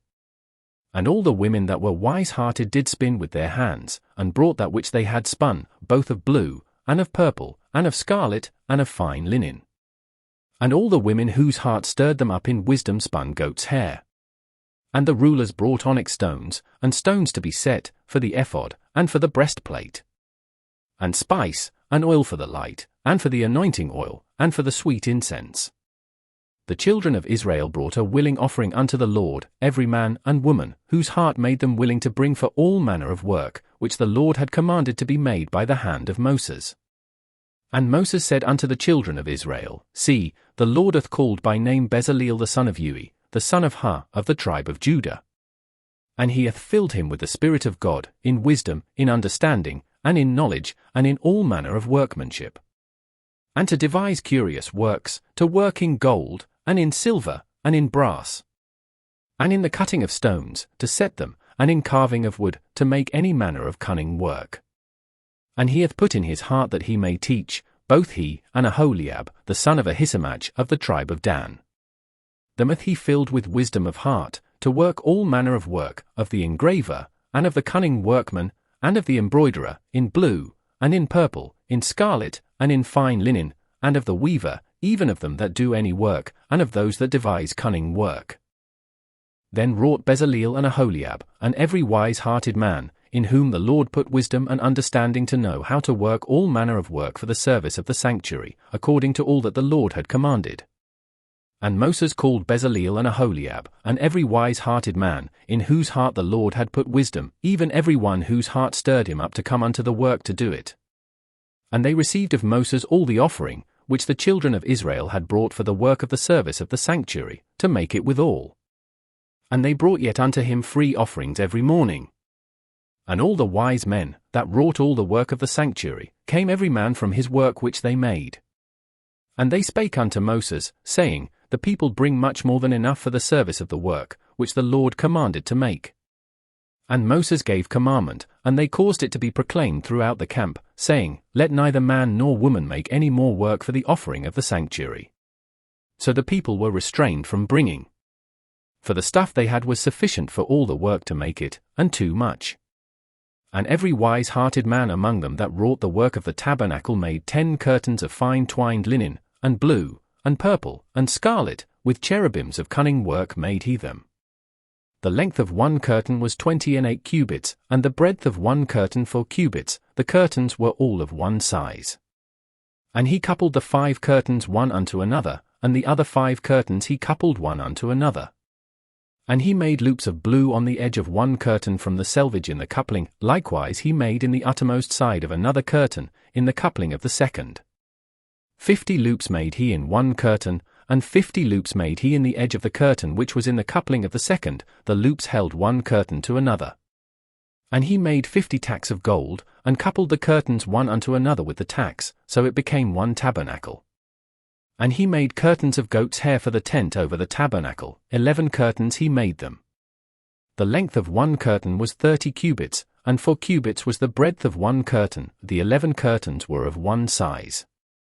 And he coupled 5 curtains by themselves, and 6 curtains by themselves. And he made 50 loops upon the uttermost edge of the curtain in the coupling, and 50 loops made he upon the edge of the curtain which coupleth the second. And he made 50 tacks of brass to couple the tent together, that it might be one. And he made a covering for the tent of rams' skins dyed red, and a covering of badgers' skins above that. And he made boards for the tabernacle of shittim wood, standing up. The length of a board was 10 cubits, and the breadth of a board 1 cubit and a half. One board had 2 tenons, equally distant one from another, thus did he make for all the boards of the tabernacle. And he made boards for the tabernacle, 20 boards for the south side southward. And 40 sockets of silver he made under the 20 boards, 2 sockets under one board for his 2 tenons, and 2 sockets under another board for his 2 tenons. And for the other side of the tabernacle, which is toward the north corner, he made 20 boards. And there 40 sockets of silver, 2 sockets under one board, and 2 sockets under another board. And for the sides of the tabernacle westward he made 6 boards. And 2 boards made he for the corners of the tabernacle in the 2 sides. And they were coupled beneath, and coupled together at the head thereof, to one ring, thus he did to both of them in both the corners. And there were 8 boards, and their sockets were 16 sockets of silver, under every board 2 sockets.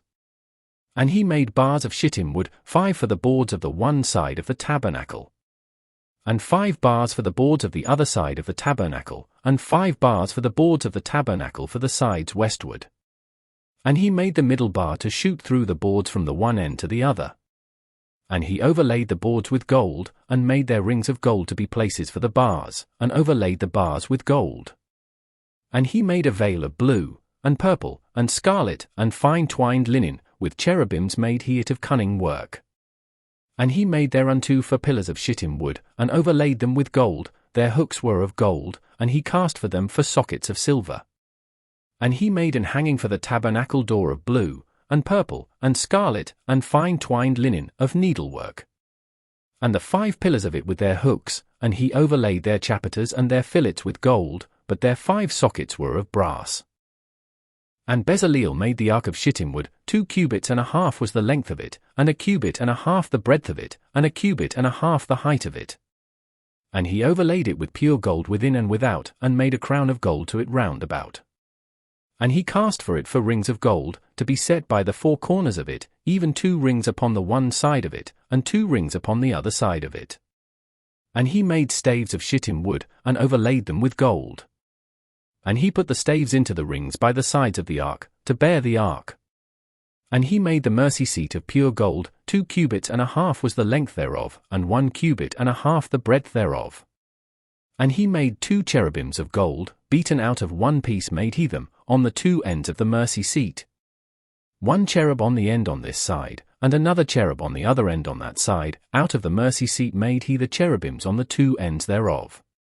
And the cherubims spread out their wings on high, and covered with their wings over the mercy seat, with their faces one to another, even to the mercy seat ward were the faces of the cherubims. And he made the table of shittim wood, 2 cubits was the length thereof, and a cubit the breadth thereof, and a cubit and a half the height thereof. And he overlaid it with pure gold, and made thereunto a crown of gold round about. Also he made thereunto a border of an hand breadth round about, and made a crown of gold for the border thereof round about. And he cast for it 4 rings of gold, and put the rings upon the 4 corners that were in the 4 feet thereof. Over against the border were the rings, the places for the staves to bear the table. And he made the staves of shittim wood, and overlaid them with gold, to bear the table. And he made the vessels which were upon the table, his dishes, and his spoons, and his bowls, and his covers to cover withal, of pure gold. And he made the candlestick of pure gold, of beaten work made he the candlestick, his shaft, and his branch, his bowls, his knops, and his flowers, were of the same. And 6 branches going out of the sides thereof, 3 branches of the candlestick out of the one side thereof, and 3 branches of the candlestick out of the other side thereof.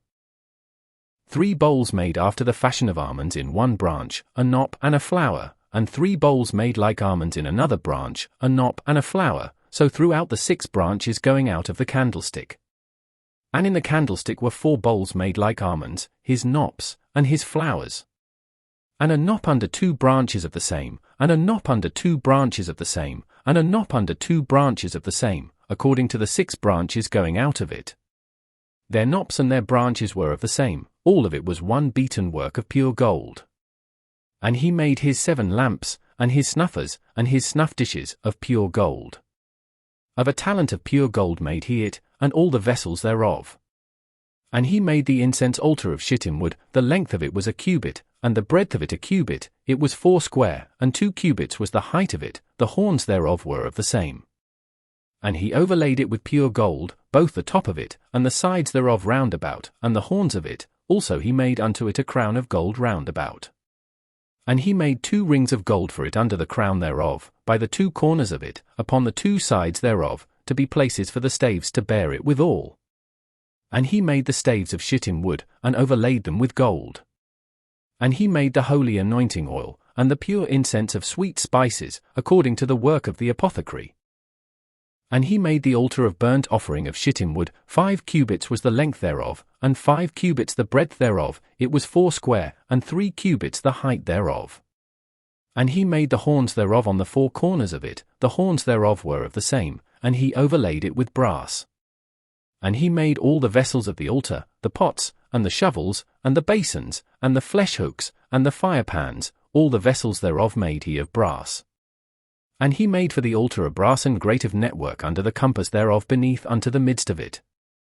And he cast for rings for the fir ends of the grate of brass, to be places for the staves.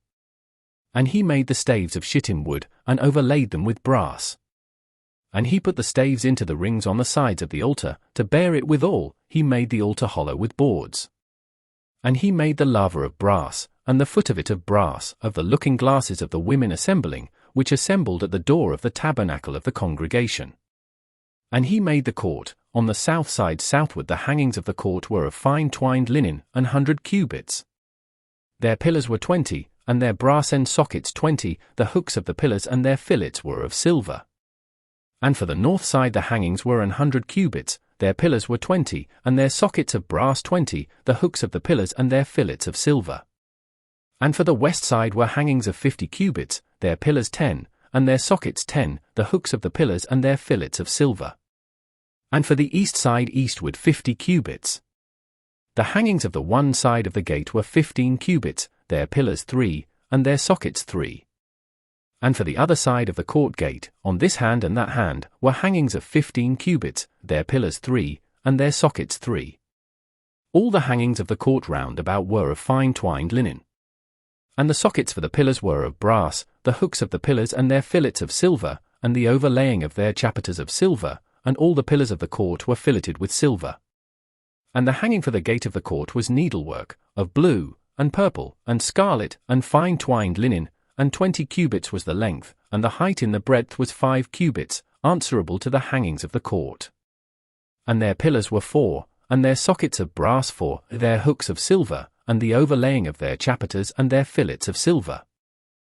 And all the pins of the tabernacle, and of the court round about, were of brass.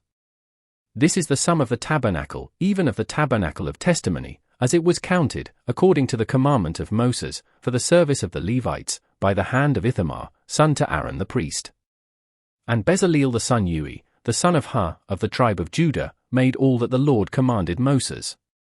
And with him was Aholiab, son of Ahisamach, of the tribe of Dan, an engraver, and a cunning workman, and an embroiderer in blue, and in purple, and in scarlet, and fine linen. All the gold that was occupied for the work in all the work of the holy place, even the gold of the offering, was 29 talents, and 730 shekels, after the shekel of the sanctuary. And the silver of them that were numbered of the congregation was 100 talents, and 1,760 shekels, after the shekel of the sanctuary. A beaker for every man, that is, half a shekel, after the shekel of the sanctuary, for every one that went to be numbered, from 20 years old and upward, for 600,000 and 3,550 men. And of the 100 talents of silver were cast the sockets of the sanctuary, and the sockets of the veil, 100 sockets of the 100 talents, a talent for a socket. And of the 1,775 shekels he made hooks for the pillars, and overlaid their chapiters, and filleted them. And the brass of the offering was 70 talents, and 2,400 shekels. And therewith he made the sockets to the door of the tabernacle of the congregation, and the brass en altar, and the brass en grate for it, and all the vessels of the altar. And the sockets of the court round about, and the sockets of the court gate, and all the pins of the tabernacle, and all the pins of the court round about. And of the blue, and purple, and scarlet, they made cloths of service, to do service in the holy place, and made the holy garments for Aaron, as the Lord commanded Moses. And he made the ephod of gold, blue, and purple, and scarlet, and fine twined linen. And they did beat the gold into thin plates, and cut it into wires, to work it in the blue, and in the purple, and in the scarlet, and in the fine linen, with cunning work. They made shoulder pieces for it, to couple it together, by the two edges was it coupled together. And the curious girdle of his ephod, that was upon it, was of the same, according to the work thereof, of gold, blue, and purple, and scarlet, and fine twined linen, as the Lord commanded Moses. And they wrought onyx stones enclosed in ouches of gold, graven, as signets are graven, with the names of the children of Israel. And he put them on the shoulders of the ephod, that they should be stones for a memorial to the children of Israel, as the Lord commanded Moses. And he made the breastplate of cunning work, like the work of the ephod, of gold, blue, and purple, and scarlet, and fine twined linen. It was 4 square. They made the breastplate double, the span was the length thereof, and a span the breadth thereof, being doubled. And they set in it 4 rows of stones. The first row was a sardius, a topaz, and a carbuncle. This was the first row. And the second row, an emerald, a sapphire, and a diamond. And the third row, a ligure, an agate, and an amethyst. And the fourth row, a beryl, an onyx, and a jasper. They were enclosed in ouches of gold in their enclosings. And the stones were according to the names of the children of Israel, 12, according to their names, like the engravings of a signet, every one with his name, according to the 12 tribes. And they made upon the breastplate chains at the ends, of wreathen work of pure gold. And they made 2 ouches of gold, and 2 gold rings, and put the 2 rings in the 2 ends of the breastplate. And they put the 2 wreathen chains of gold in the 2 rings on the ends of the breastplate. And the 2 ends of the 2 wreathen chains they fastened in the 2 ouches, and put them on the shoulder pieces of the ephod, before it. And they made 2 rings of gold, and put them on the 2 ends of the breastplate, upon the border of it, which was on the side of the ephod inward. And they made 2 other golden rings, and put them on the 2 sides of the ephod underneath, toward the forepart of it, over against the other coupling thereof, above the curious girdle of the ephod. And they did bind the breastplate by his rings unto the rings of the ephod with a lace of blue, that it might be above the curious girdle of the ephod, and that the breastplate might not be loosed from the ephod, as the Lord commanded Moses. And he made the robe of the ephod of woven work, all of blue. And there was an hole in the midst of the robe, as the hole of an habergeon, with a band round about the hole, that it should not rend. And they made upon the hems of the robe pomegranates of blue, and purple, and scarlet, and twined linen. And they made bells of pure gold, and put the bells between the pomegranates upon the hem of the robe, round about between the pomegranates. A bell and a pomegranate, a bell and a pomegranate, round about the hem of the robe to minister in, as the Lord commanded Moses. And they made coats of fine linen of woven work for Aaron, and for his sons. And a mitre of fine linen, and goodly bonnets of fine linen, and linen breeches of fine twined linen. And a girdle of fine twined linen, and blue, and purple, and scarlet, of needlework, as the Lord commanded Moses. And they made the plate of the holy crown of pure gold, and wrote upon it a writing, like to the engravings of a signet, Holiness to the Lord. And they tied unto it a lace of blue, to fasten it on high upon the mitre, as the Lord commanded Moses. Thus was all the work of the tabernacle of the tent of the congregation finished, and the children of Israel did according to all that the Lord commanded Moses, so did they. And they brought the tabernacle unto Moses, the tent, and all his furniture, his tacks, his boards, his bars, and his pillars, and his sockets. And the covering of ram skins dyed red, and the covering of badgers' skins, and the veil of the covering. The ark of the testimony, and the staves thereof, and the mercy seat. The table, and all the vessels thereof, and the showbread. The pure candlestick, with the lamps thereof, even with the lamps to be set in order, and all the vessels thereof, and the oil for light. And the golden altar, and the anointing oil, and the sweet incense, and the hanging for the tabernacle door. The brassen altar, and his grate of brass, his staves, and all his vessels, the laver and his foot. The hangings of the court, his pillars, and his sockets, and the hanging for the court gate, his cords, and his pins, and all the vessels of the service of the tabernacle, for the tent of the congregation.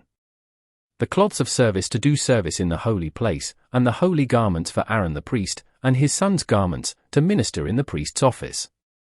According to all that the Lord commanded Moses, so the children of Israel made all the work. And Moses did look upon all the work, and, behold, they had done it as the Lord had commanded, even so had they done it, and Moses blessed them. And the Lord spake unto Moses, saying, On the first day of the first month shalt thou set up the tabernacle of the tent of the congregation. And thou shalt put therein the ark of the testimony, and cover the ark with the veil. And thou shalt bring in the table, and set in order the things that are to be set in order upon it, and thou shalt bring in the candlestick, and light the lamps thereof. And thou shalt set the altar of gold for the incense before the ark of the testimony, and put the hanging of the door to the tabernacle. And thou shalt set the altar of the burnt offering before the door of the tabernacle of the tent of the congregation.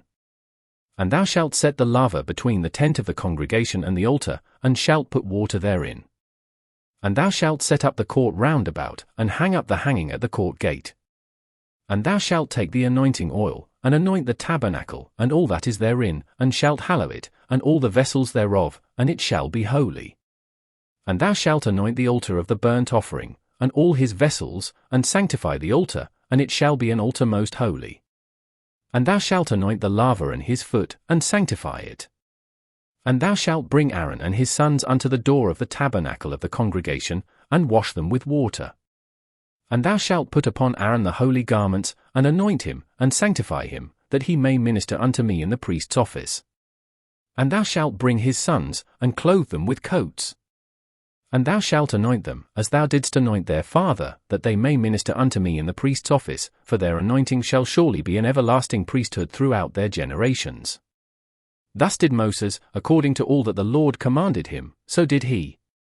And it came to pass in the 1st month in the 2nd year, on the 1st day of the month, that the tabernacle was reared up.